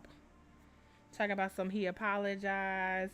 He didn't mean for all this to happen. Blah blah blah. He's sorry that he did that. Like a genuine apology. He's finally holding himself accountable. Finally, at the end of the book, he finally was like, yeah, I'm gonna hold myself accountable for the shit I did. So he hold himself accountable. Apologize to her. Talking about something. Is Watson treating you well? Yes, he is. They talked and liked and cited in a booty hole. Nigga acting right. And he realized that he lost her and he really loved her and he's never going to be able to find a girl like her. And he has to live with that fact that he played in her face, and that's a shame. And that's a shame. So after that, Rhythm gets to Channing's house. He in there cooking. She see Coda. She pet Coda and everything. Blah blah blah. And they go to the kitchen. Channing and they're whipping a brick. She go get in the bath because he drew her a bath and everything. She in the bath. He come in the bathroom, sit on the stool next to her, and he start feeding her. I said, "Oh God, they down bad. They down bad." And so he tell her the good news that he opening his own record label called Copa Music Eats. And she's so proud of him, like he ain't tell nobody, blah blah blah. And he tell her everything about it, and like she thought we gonna have to celebrate. They start talking about getting freaky, and they get freaky, real nasty, disgusting. I love to throw that shit back. And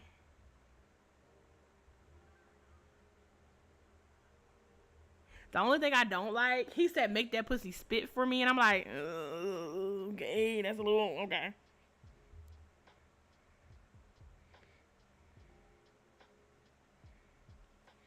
And so after they get busy, Rhythm, being the woman she is, she say, I love you first. And Shannon was like, is that what you wanted to say to me over the phone? And she said yes, but she didn't know how. And that she didn't love him, and she loved him, you know. That him and his mom had made a bet.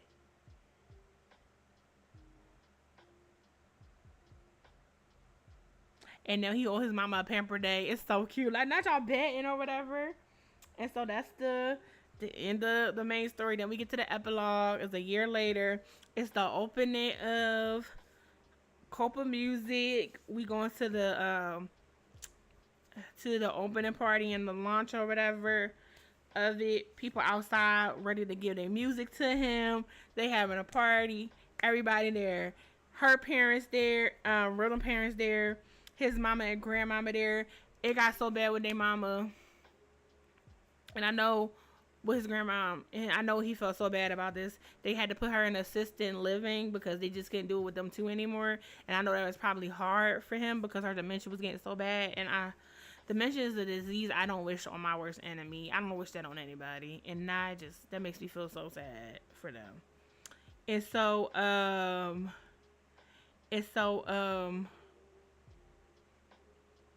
she was able to come to the opening and stuff because she was having a good day, blah blah blah. But they was ready to go to just in case she had to leave. Motherfucking Channing and Rhythm are married. She's Mrs. Channing Watson, aka Mrs. Rhythm Watson, and they go to the opening. He make his speech. He thanked everybody. He thanked her about even her doing her stuff in the background, blah, blah, blah.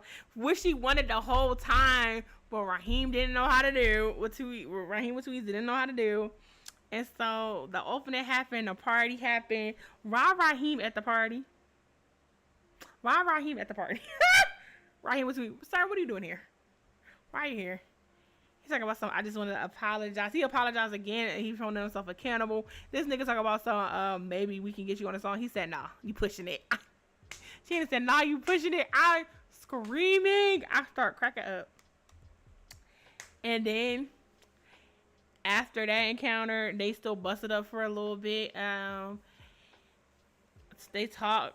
Raheem disappeared to the crowd, and then it's just her and him talking, and then they talk about getting freaky in one of the offices, and that's where the book ends.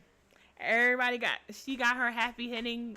She had her happy ending with the man that she loved, and Neek is with her baller shot caller boyfriend in the NBA. Yeah. Everybody live happily ever after. They end. A 10 out of 10 book. Miss Kimberly Brown, you did your big one. You did your big one, Miss Ma'am. This book is a 10 out of 10. This has been this is one of my favorite reads that we have done. It's my top three because I already know the Seeing Red and shit. That's the Seeing Red and the other book by Sean. Those are my top two. Baby, this is in my top three, and I don't have a particular order. I will reread the fuck out this book.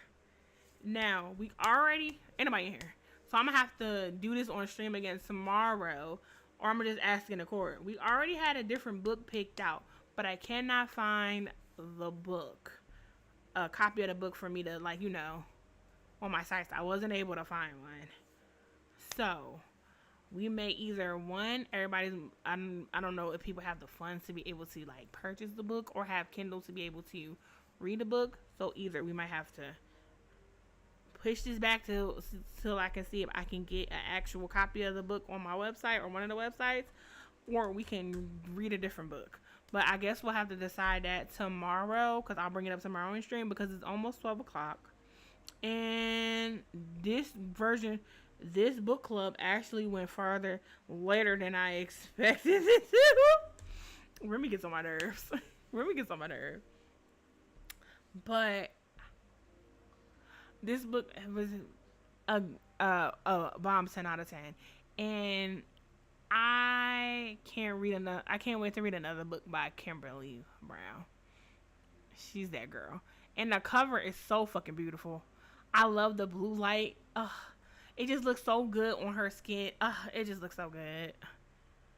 It's so good. Yeah. But alright. That's the end of book club. It ran real late. Hella late. Ran so late, all my people that got jobs is gone. And they're going to watch the VOD tomorrow. So they're going to hear this probably tomorrow when they're watching. So I might already have an announcement in the court about it. But I'll probably do it early tomorrow when I get up. So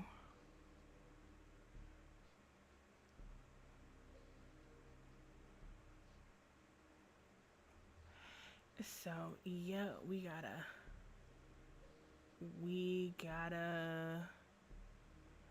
do that. Hold on. That's what it is. Hold on.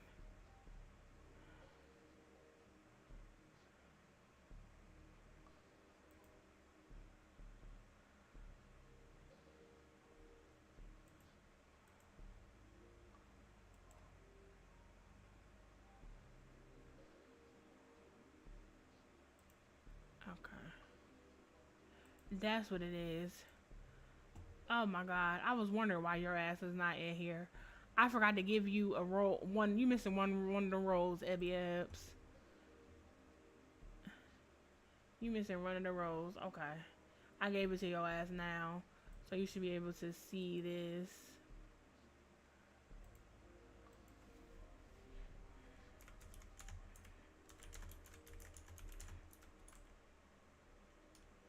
Okay, so you should be able to.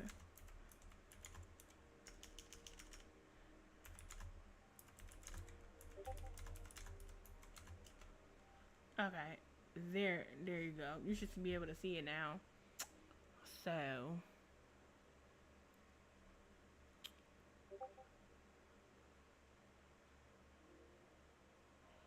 and yeah. So, all right, y'all.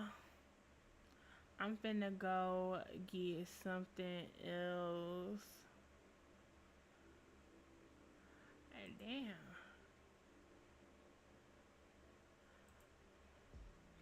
So I'm finna go. I already ate today, but I'm finna go get something else to eat. Real quick before I take it down, Chris Brown. I do have to play Poop Killer tomorrow.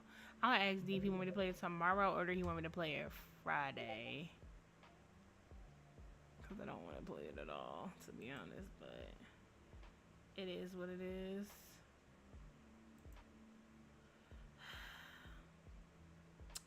But I'll ask him.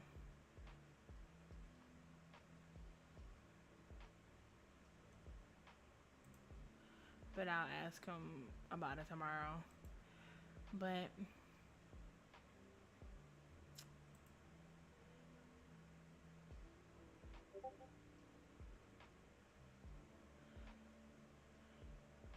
yeah.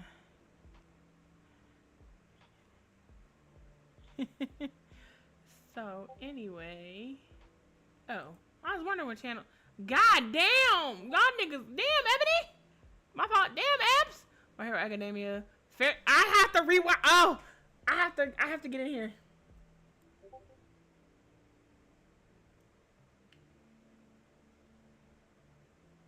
Oh yeah, I gotta get in here. I know it was. I was wondering what the fuck what Discord was going off. It's in here. It was in here because I kept ignoring it. And I was like, what the hell is going on? It's in there. But yeah. So thanks for coming out tonight and staying here for book club. I will see you guys tomorrow. I'm so excited. We're literally two followers away from 200, and I'm so fucking excited. Even like I said, even if we don't hit it by Sunday, my birthday, I'm still genuinely excited. Well, hell, by hell, hit it by June or whatever. Either one, I don't care. I'm so excited. This is like I feel like I have momentum and I'm moving in the right direction with my streaming. Cause like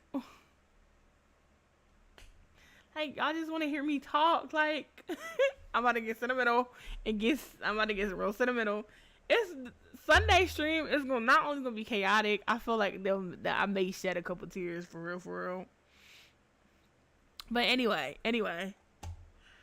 um, I'll see y'all later on today. Well, tomorrow. Like I said, thank you again for coming out. I appreciate y'all. Thank y'all who stayed to the whole stream because we had 4 hours. This shouldn't have took this damn long. But you know me, motor mouth. That was detouring the detours that detoured. So here we are. But I will see you guys tomorrow. Thanks for coming out and watching. And this has been episode 9 of Cocktails and Chronicles. See you in episode 10. Bye.